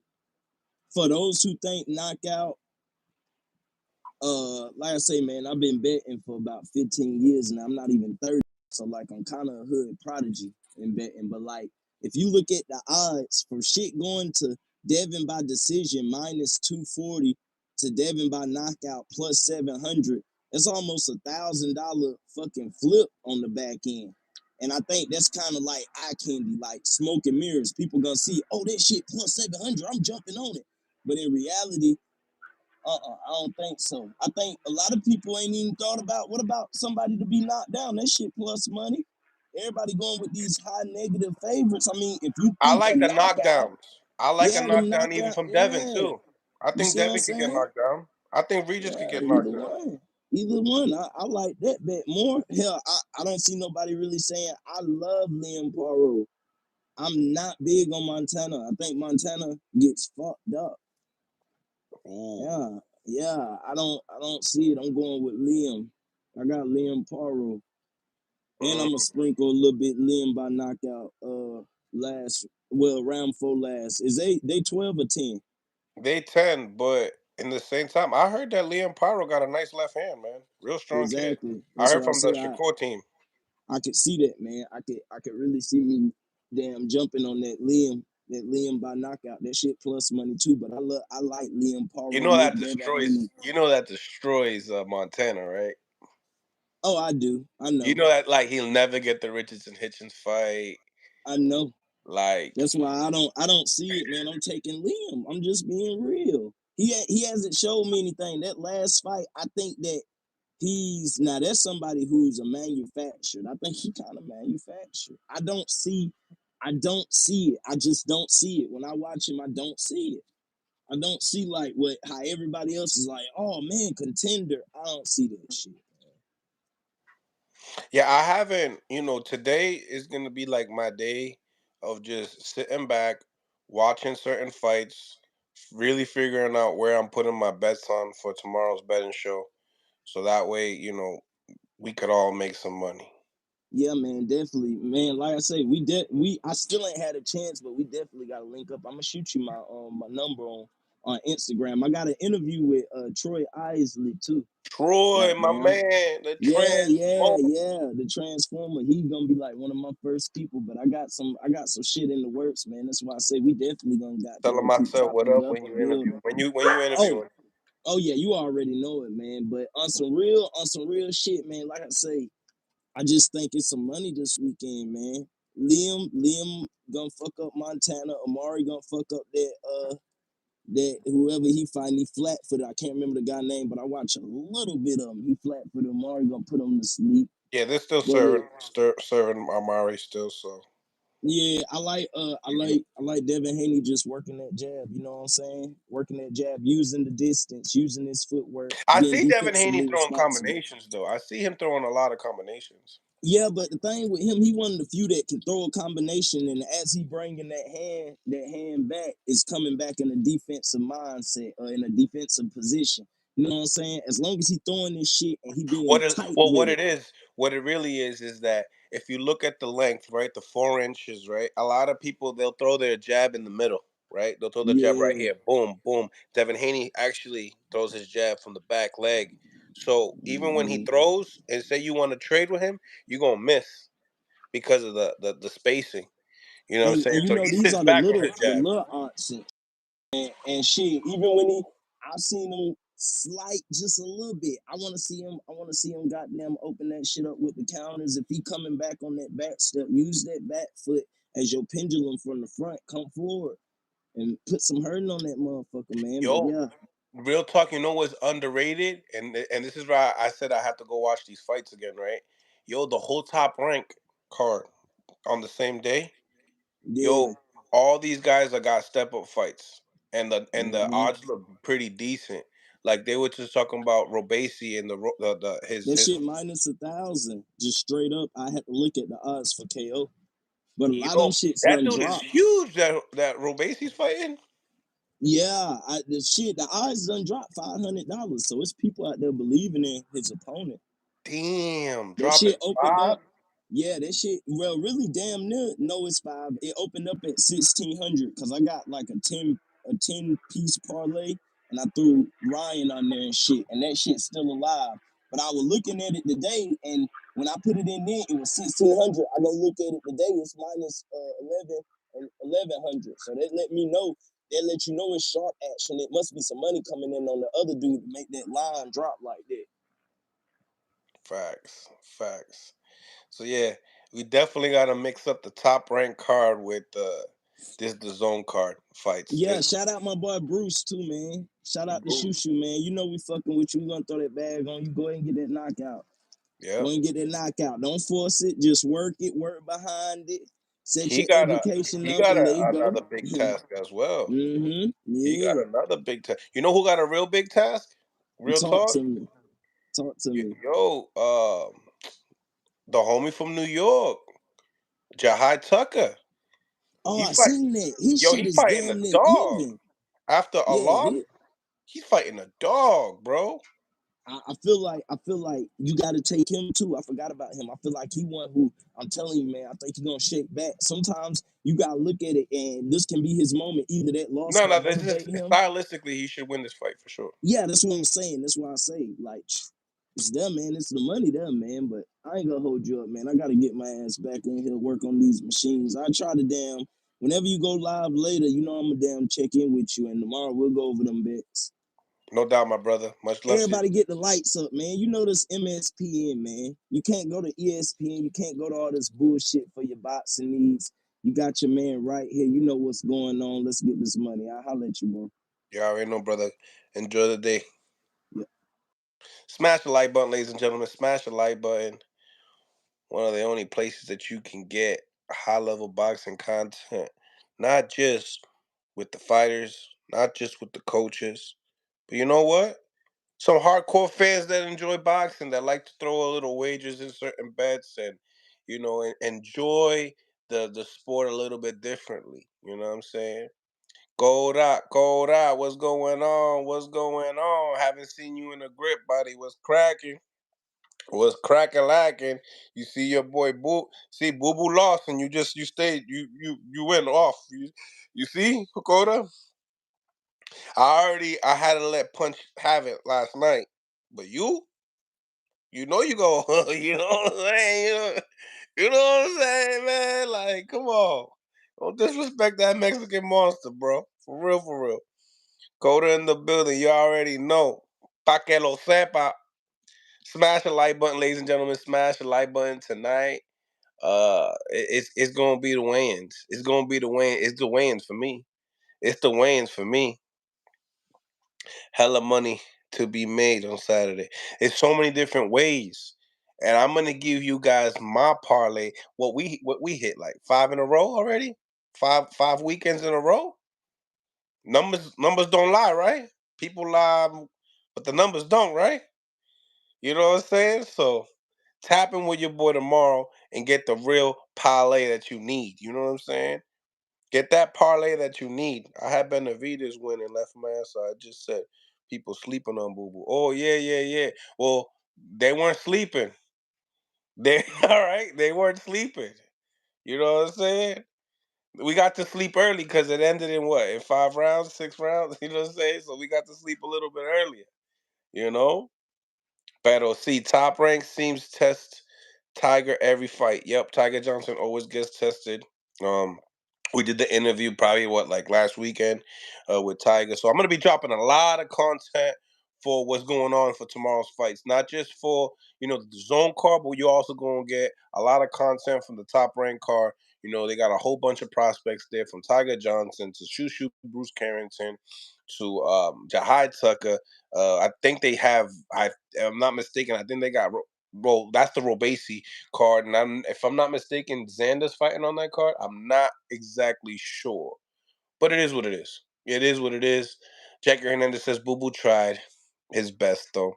You know, it is what it is. He put, I respect it. He put the gloves on, right? He put the gloves on. He tried. He tried, He threw everything at the bull. The bull's just too big. I told y'all. But some of y'all don't want to listen to me. You know what I'm saying? But I told y'all. You know what I'm saying? And then when people lose their bets and they lose their predictions and they want to talk all this crap, they never come back to the channel and talk about, Mills, you was right. I never get that. I don't know why. Why is that, ladies and gentlemen? I at least hope to see Regis hurt Devin, just because I want to see how Devin responds to Regis' kind of power. 100%. I need to see that as well. I need to see how he goes through that adversity. You know what I'm saying? Get an interview with Cashflow Diaz and ask him about Floyd. I did that already. You got to go check up on the lives. Go into the lives, click in Floyd and Cashflow, and you'll see the interview. And we chopped it up. We talked everything about that. Bro. We on it. We on it. Xander by KO.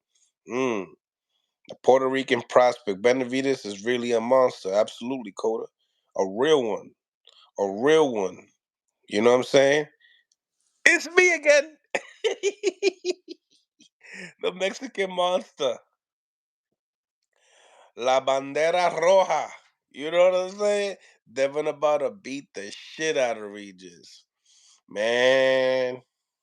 When you cool with someone and someone tells you, yo, I'm gonna beat the shit out your boy. And you be feeling that type of way. But with it in this situation, it's like believable. It's like believable. But my thing is, right? I got to see if he's gonna turn up on him. You feel me? I got to see if he's really gonna beat him down, or he's just going to box Regis. The police pulled me over, cuz. That's why I had to get off, man. Them motherfuckers out behind. I'm like, oh shit, let me get the fuck off this phone. Oh, But yeah. now I had one more prediction I wanted to put out there though. Talk to me. You can catch what's his name? Devin Haney's fighter. Amari Jones. Amari decision. I'm taking him by decision at plus 250. Him by decision. He's going against a tough dude. I still feel like he can knock him out. And don't get me wrong, I fuck with Amari, but I feel like I watched Amari's style, and I feel like that he's gonna be patient, and he's gonna definitely work his boxing skills in this fight.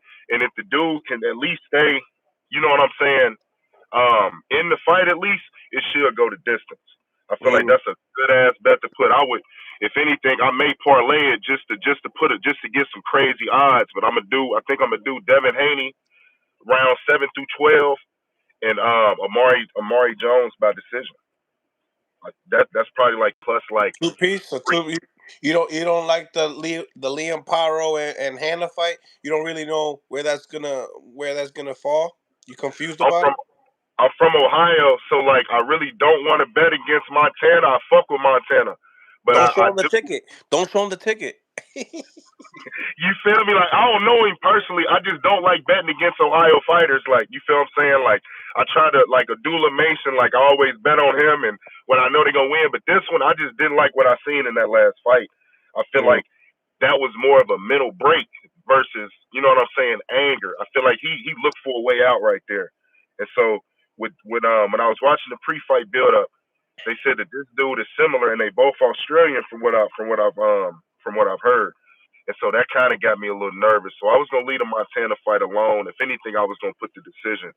But but if I had to choose, and it's just being real, I'm a bet on Montana. But I am biased because he's from Ohio, 100% biased. But Yeah. I can't bet on him because of that last fight, though. I got to see how he shake back, because I just, throwing somebody out the ring. I mean, that's just a way out. You know what I'm saying? Like he know what comes with doing stuff like that. I'm a little nervous for the Jihad Tucker fight too. I'm nervous. I'm nervous for that. I like Tucker, even though he's not from Ohio, but I am a little nervous though for him too. But I feel like I was gonna bet him by decision, not him by decision. That to go to distance, that to go to distance, and I like those two for the Devin Haney and Amari Jones. Mm. But I haven't looked at a few other fights. Tiger Johnson, I got him by decision. I got Tiger by decision. I haven't did too much on the Robsy. Xander, I feel like he gonna get the KO, but for some reason in my gut, I feel like I'm gonna bet the KO, and somebody's gonna get a decision. So I'm Mm. sticking with my pure decision bets. I'm not even gonna fuck with the KOs except for Devin. But his is plus 1400 through the 7 through 12. You can't miss out. You can just sprinkle on that. Fuck the Sprinkle. 700. Just bet the 7 through 12. Or if you want to increase the odds, do the 9 through 12. You know what I mean? And that's plus like 14, 1700. You know, I'll tell you one thing, bro. I've betted on lots of different sports, from hockey, baseball, basketball, football. Hockey and boxing is the easiest shit to bet on in Facts. life. Real talk. Especially if you can like get inside, get in the mix a little bit. I never forget when Clarissa fought. You know, with Clarissa, when they had Clarissa and what's her name? The other girl fighter. What's her name? Savannah? Baumgartner. When Mm, they when mm, they, mm, they mm, both was on mm. that card, y'all didn't catch both of them at plus money, plus 250, plus 175. Decision. Oh my goodness. I'm not even a pro. I'm not even a handicapper. I charge people for that. I Mm. charge people because Baumgartner was at That's when I was working out at Bones. Baumgartner was at Bones, and this when I started learning like styles and shit. And so like I had looked up Savannah, not Savannah. Who the hell was she fighting? I forgot who she was fighting, but I looked her up Wasn't and that like, wasn't that the Katie Taylor and Amanda Serrano card that you speaking upon? no, that was the Clarissa Oh no, Savannah. my bad. No, the Savannah Marshall. I mean, no, the Bob Gardner fight that you talking about. That was Richardson Hitchens was on the card, right? He fought Cepeda on that card. No, I'm wrong. They Uh, switched up the dates. They switched up the dates. Yeah, they switched up the it dates. was in the UK. It was you remember they was both on the same card, and they Mm. both was going at it. I forget. So, Clarissa was fighting Savannah Marshall. Mayer. Her name Mayer. I don't. Michaela Michaela Mayer. Mayer. She was fighting Michaela Mayer. Michaela. Yep. When her and Michaela was fighting, and Good like fight. Michaela, it was a great fight, and it was close as fuck too. It Hell was yeah. close as fuck. But something like when I was watching Baumgartner in the gym, bro, she was sparring some girl, and it was just like she was so fucking slick. Like it was almost like watching like she fights like a dude. Like it was like she's not like it's just like how relaxed she was and shit. And I watched the other girl and she was just more like kind of like 1 2 1 2 3 1 2 3 1 2 3. This girl was slip uppercut Yeah. turn boom boom boom turn. You know what I'm saying? I'm like yo, she can't keep up with that.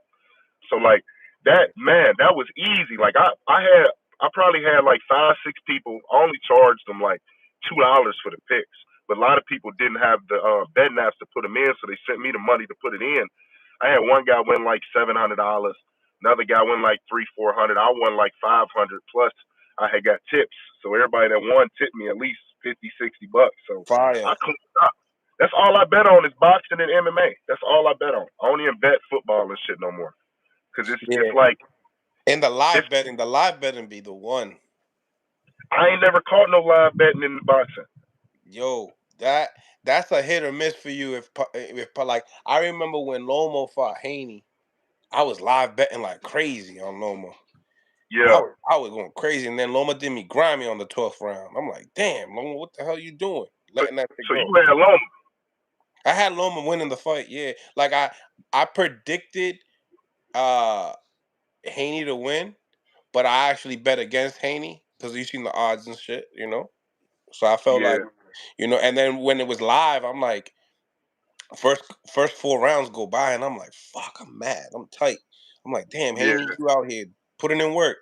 And then after that, I'm like, I'm dropping, I'm dropping 15, $20 because the odds are going crazy on David Haney's favor. you know, Yeah. and I put a lot of money on the draw. Just happened, it didn't go my way. That draw would have got you paid, and that honestly, that was a smart ass bet. I didn't even bet the draw. I bet the decision. I was on, he got the decision. I was 100% sure he got the decision. But I was like, I will say, like when the fight ended, I was mad I didn't bet the draw until they announced it. I'm like, fuck, I should have picked the draw. You Yo, know what I I'm saying? felt so good about it too, bro. When they were Yeah, calling it, I was like, yo, this yeah. is so close. Cause that shit like plus like probably like was plus like 2,400 or some shit. It was up. It was up. It was the biggest bet you can make. Yeah. Nah, them draws, bro. You can win so much money on them fucking draws. It's just hard to, boxing's so corrupted. If a motherfucker get a draw, the person like it depends. Though I guess it depends, but like it's usually when it's a draw, it's usually an upset that was supposed to happen. You know what I'm saying? Like it was really supposed to be an upset, but they want to try to spare the record. I haven't really seen too many like fair draws in boxing for real. You know what I'm saying? Unless it's like just a neck and neck type fight. But I ain't gonna lie. I don't see a draw happening with this Regis one, but if I can, I may bet the draw on that Jahad Tucker one though. That one might be Yo, something that you're the second person that has said that. yeah. Only thing I don't like about Jahad Tucker though, I will say, is I feel like, and I may be wrong. I feel like he put himself at risk a little too much. I feel like he catches a lot of big shots, and I feel like the right puncher is gonna end his night. You know what I'm saying? I love his boxing skill, and I love that dog he got in him. Like, I think he's from New York or something. Them New York dudes gonna be fucking Brooklyn. around in that ring. You know what I mean? Yeah. You got Shannon Briggs and motherfuckers like that. So they just naturally like those tough type fighters. But I feel like in that it was one fight he had, man. I know you remember he won the fight, but shit, it was close. It was the one before he lost. I don't know what you're talking about. Yeah, He super was cool. getting rocked. Because, and you're right, he puts himself in those situations to be a fan-friendly fighter. You know what I'm saying? Yeah, Because he could be a born fighter if he wants to and still the win. But he does. He wants fan base. He wants stardom, and I salute him for trying. yeah. I definitely do. I just feel like he was taking them shots early though. If you can be a fan favorite, just secure the first 6 rounds. If you gonna fight, if you gonna take the risk in the That's later long. part. That's long enough for you to fall asleep. Those 6 rounds. Facts. It is. I remember You got to talking to take a James little. Toney. I talked to James Toney the other day. I said, "You seen the Shakur fight?" He said, "I shut that off at round 5." So Oh man. Shakur shit was different though. Shakur, and I fuck with Shakur. Like I like watching Shakur, but I can't watch him no more until he showed me something different. But Shakur ass was running, bro. Like that was just totally different. Like Shakur was better off racing that nigga down the street or something instead of getting in the ring with him. Like that ass though. Like that was bad. Like that was embarrassing. Like, and the thing is, it's like I could see if it was like a situation where like it was like a myth with Edwin. You know what I'm saying? But he pretty much secured the fact that motherfucker punch hard as shit. That's the only thing I got from that is that motherfucker will knock some shit the fuck out. Like, you feel me? And then he just put the stamp on it because if you remember, bro, Edwin been calling that man name when he was saying that niggas didn't want to fight him. My bad for saying the N word, but when he was saying people didn't want to fight him, Edwin been calling bro name and he was don't nobody want to fight me, don't nobody want to fight me. Then he had to fight him, and then he did that. That kind of exposed Shakur a little bit. Shakur, that's different. Like that was way different. Like I ain't never seen those two like that. He'll be Never. back. Yeah, I definitely feel like he'll be back.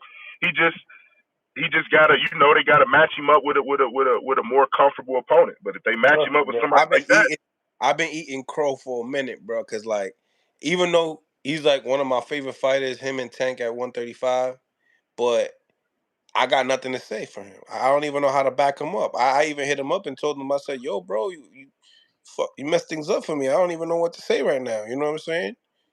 ain't shit you can say, bro. Like he gotta. If in my opinion, bro, and I'm gonna stand on this. I don't give a fuck. He need to fight, bro, again. He just need to. It's sparring. Fuck it, just sparring. You know what I'm saying? If you don't want to, if they can put the fight on, spar the motherfucker. Drop the footage like you be doing the other motherfuckers, and then we can overlook that. All right, yeah, his hand was fucked up. All right, cool, he back. You feel me? But that was just, man, that was different, bro. Like, I'll never forget Edwin threw this punch, bro.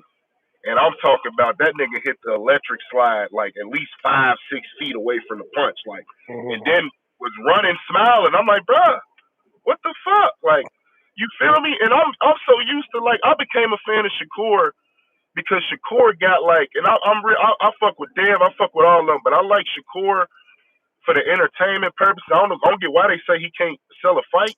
I guess because of that. But I like the grit he brings to it. Like, he really bring that, like, I'm gonna beat the shit out of you. You can't fuck with me. Like, I love that energy because it makes the fight more interesting. You know, I came up on the Broner.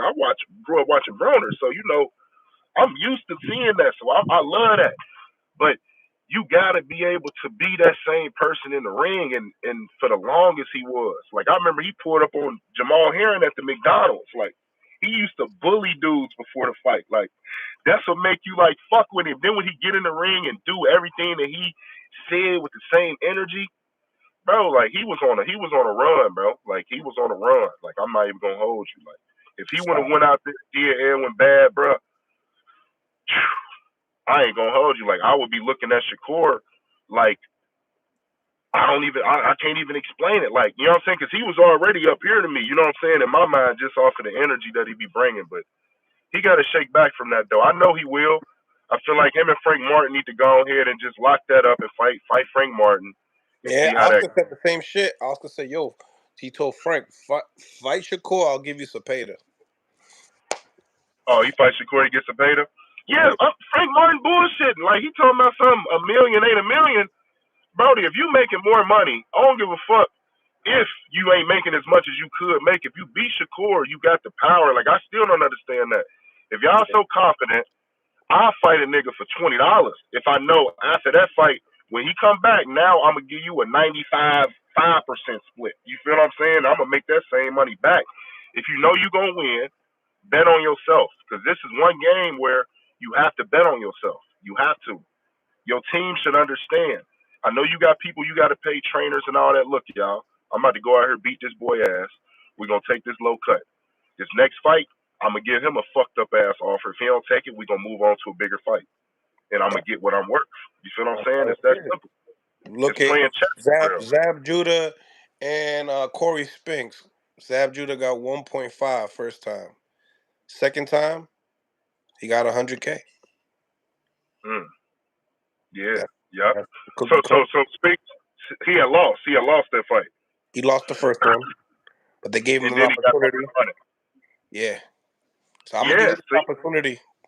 And Don King made that deal up for Zab. So nah, that's how you do it, bro. Like, I kid you not. Like, all these fighters that be complaining about the money and shit, bro. Like, I ain't sitting here trying to say now. I don't know their financial situation. They may need that money to get themselves out of a situation that they got themselves into. You know, when you get lump sums of money, you can start getting all type of different expenses, and then now you got to make this amount of money a month in order to survive. But if you got your expenses in order and you trust in your ability, bet on yourself, take the low cut no matter what it is, beat that person, get what they got, and then you enforce the same energy back to them. You know what I'm saying? Same way Devin did, like with Cambosis. He wasn't wrong for offering Shakur that, because Cambosis gave him a bullshit ass offer.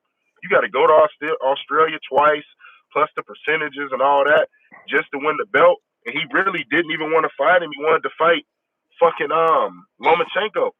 You know what I mean? Take the fucking fight.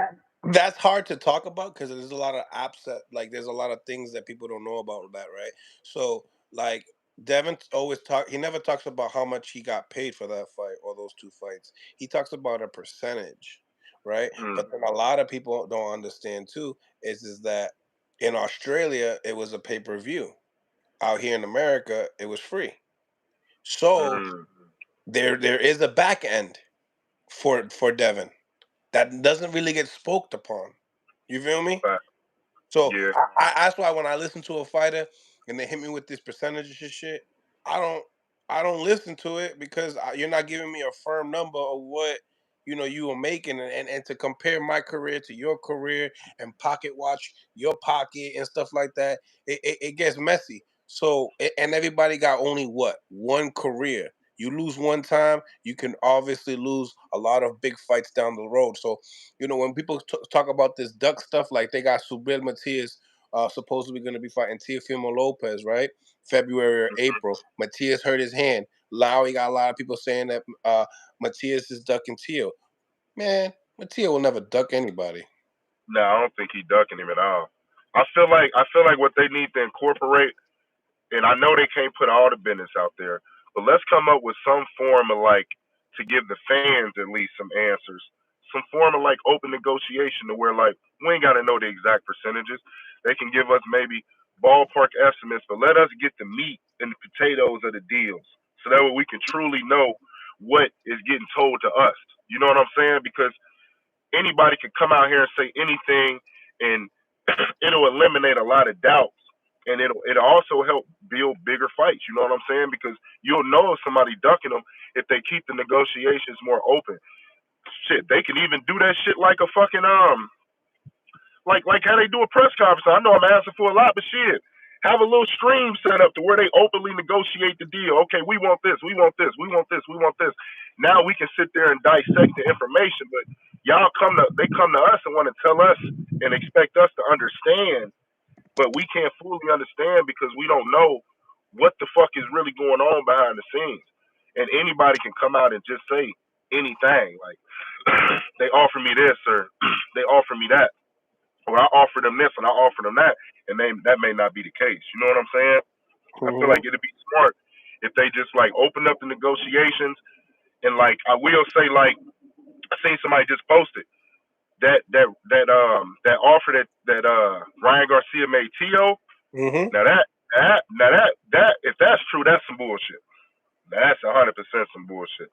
I feel like definitely Ryan should definitely be offering Tio a lot more money than that. You know what I mean? And if that's true, at least then 2 and some change, 3. you know what I'm saying? Because I mean Tio, bro, Tio entertaining. Like I don't understand. Like, and I fuck with Tio. You feel me? I don't know Tio, but I fuck with him though. Like even the little dances he do after the fucking fight and shit. Like little kids and shit probably love seeing that shit at the end. You know? So I know he bringing a lot of positive eyes, and that'll be a mega fight. That's almost equivalent. It ain't Tank though. I mean, it just ain't. Tank is just in a different world, you know. Because Different like league. knockouts we seen from Tank is just like you don't even see that shit. Like his knockouts is better than some of the MMA knockouts we see, and they using smaller gloves and all that. Like so, you really can't like try to match Tank, but on their behalf though, they could have definitely set a bigger stage than that for him though. For sure, for sure. You're not gonna match Tank though. I fuck with all them lightweights, but Tank, I don't give a fuck. Like if I could be working. You feel? I don't give a fuck what I'm doing. If Tank fighting, I'm gonna tune in. I'm gonna figure out a way. You feel what I'm saying? Like straight up. Like if they didn't have these streaming sites, I would buy Tank fight. You know what I'm saying? Like I just being real. I don't be buying all the fights. I bought all Broner fights when Broner was fighting. I bought all his fights, but he's from my city though, Cincinnati. So you know what I mean. I try to keep the bag right there, but but we gonna see though, man. We gonna see how this shit go. I definitely want to see the Matias and fucking Tio. I feel like that fight build up is crazy because R.I.P. the guy that he fought. But that shit right there is what made me watch the motherfucker. Like he killed somebody. Yep. Like what? You know what I mean? And then on Tio behalf, like, damn, you want to get in there with somebody to kill somebody? Like, you gotta give props to Tio. Tio is a different. He's cut from a different cloth. Tio is cut from a different cloth. I was so shocked when I seen that headline because I genuinely, and this is just me being real, I felt like his next opponent was gonna have to be like back into a corner. You know what I'm saying? Like, okay, it's either you take this fight or you gonna have to go fight some bums for nothing. You feel me? But for Tio to openly want to fight dude, but I do see a lot of openings for Tio. Tio would be the guy to do it because he has those, like, cause dude kind of comes just forward with that high guard. And what I notice is like he kind of got like some Joe Joyce shit going on right now, where he can take them big ass punches and shit. But eventually somebody gonna crack that code, man. We were saying the same shit about Joe Joyce, and then And I fuck with Joe Joyce, Zeli Zhang. I didn't watch Joe Joyce sparring. He the same motherfucker. He was getting rocked. I'm like, bro, what the fuck? Like, how the fuck he sitting here? I felt bad for Joe. And Joe was doing great. I'm just like, bro, he's fighting 4 or 5 different dudes in here, and he's getting rocked. Like, how the fuck is he sitting here taking all these fucking punches, yo? Like, how? But Losing life in the ring. But my brother, man, I appreciate you for tapping in with your boy, man. We'll definitely be coming back in after the weigh-ins, and we'll be discussing what y'all thoughts are on what y'all thought, what y'all see, and see if everyone's, bet is firm. Where they stand. bet for sure. Hell yeah, I'm gonna be tapped in, man. I appreciate you, G. Absolutely, man. Thank you for tapping in once again. All right, man. Have a good one. You too, man. You too. God bless. Smash the like button, ladies and gentlemen. Smash the like button. Great people on the panel today, man. Positive vibes. I love positive vibes, man. Nothing negative. Nobody talking negative upon each other. Yeah, Joe Joyce is very slow, man. Super robotic. I definitely agree with you, Jackie. I think that Joe Joyce, his mechanics of throwing punches is just not good. Robotic. Mills, how much you get for KO bet? Depends on right now. If you're going for the biggest KO bet right now is Haney plus 700. You want to be able to go and make some money. That's the big bet. If you want to look at something more realistic, um, I'm with my man, Boxing Goat. I feel like betting on the knockdowns would probably it makes you almost the same amount of money. So bet on knockdowns, bet on parlays. You could mix and match the top rank card with the zone card. Bet responsibly. You know what I'm saying? Don't go out here betting with your heart on just one single fight. Give yourself some options. Give yourself, chances of winning. Do two tickets or something like that. So in my behalf, if you're gonna look for a knockout, it's gonna be closer to Regis knocking out Haney in the later rounds. Or even mid, because I think the later rounds are going to favor Haney. So I feel like, but also I feel this is my opinion, man. Like honestly, I feel like Regis is going to step it to Haney. I think that Haney's gonna have to move around a lot in the ring. I know he's smart. I know he's gonna be able to pick his shots. I know he's gonna be able to clinch when he wants to clinch. I know he's gonna do whatever he wants to do. But how much energy are you gonna release while doing that? So at the end of the day, if Devin Haney is using most of his energy moving around the ring laterally, it could really hurt him towards the championship rounds. Now, with that being said, how much energy did Regis put in to the till round 8 to get Haney's fatigued? So these are things that they need to have smart game plans. They need to have at least 2 to 3 game plans. I think a guy like Regis could adjust 2 to 3 times. I think a guy like Haney and Shakur and Tank, I think Tio, those guys can adjust 6 7 times into a fight. And just show different types of layers. So, with that being said, if you have Regis that can only make minor adjustments, he's gonna have to think wisely on when. It's like poker. When do you throw your hand? You know what I'm saying? And I think that he needs to throw his hand wisely. He needs to see that the table in the room. He needs to feel everybody in the room and see. He has to be in the ring with Haney. He needs to feel his timing, feel his power, and figure out what he's gonna do as a game plan going into the middle rounds, late rounds, and championship rounds. So energy is going to be a big thing. Um, and that's why I say conditioning in this fight, when it comes down to Regis, is very, very important, especially if you're betting a knockout from him. I think the safest bet is definitely going to be a Devin Haney by decision, unanimous decision at that, and parlay that up. Right now I'm thinking Liam Parlo, but I don't want to go and throw that bet out there for you guys yet. I want to go end this live, go do my research to figure out what I see, and break things down from the box rec to the actual fights themselves, and then I'll get you guys a cool little parlay, a 3-piecer, a 4-piecer, a 5-piecer, and mix and match your bets. Once again, ladies and gentlemen, this is Mill City Boxing, home of the high-level pro boxing media. Please bet responsibly. You see a lot of guys that say they're making bets and stuff like that, and you don't really know if they're really making a bet or not. So bet responsibly. Don't do what someone else is doing just because they do it often. I think winning is great. Being a fan and enjoying the sport could even just be better. So not betting at all could be just as good. I've been betting on sports for a long time now, and uh, I get an itch, if you know what I mean. Ever since they made this DraftKings app, I just been loving it. But smash the like button, ladies and gentlemen, and I'm gonna be out. Like I said, once again, I'm gonna be going out doing my research. Then we'll be watching the press conference. But I have 2 interviews today.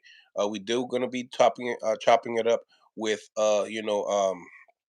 Mickey Bay and his thoughts on the Ryan Garcia, the whole 140 division itself, and this fight that's coming up this weekend. And then obviously we're going to be talking to, after the weigh-ins, Evan Tobler. Regis is a strength and conditioning coach. So that being said, we got a couple of interviews. Chop it up. Let me know what y'all think. Thank you guys for stopping by. Like, comment, and subscribe. Thank you for the donations. And we'll be back with another one real soon. Much love to you guys. God bless. On to the next one.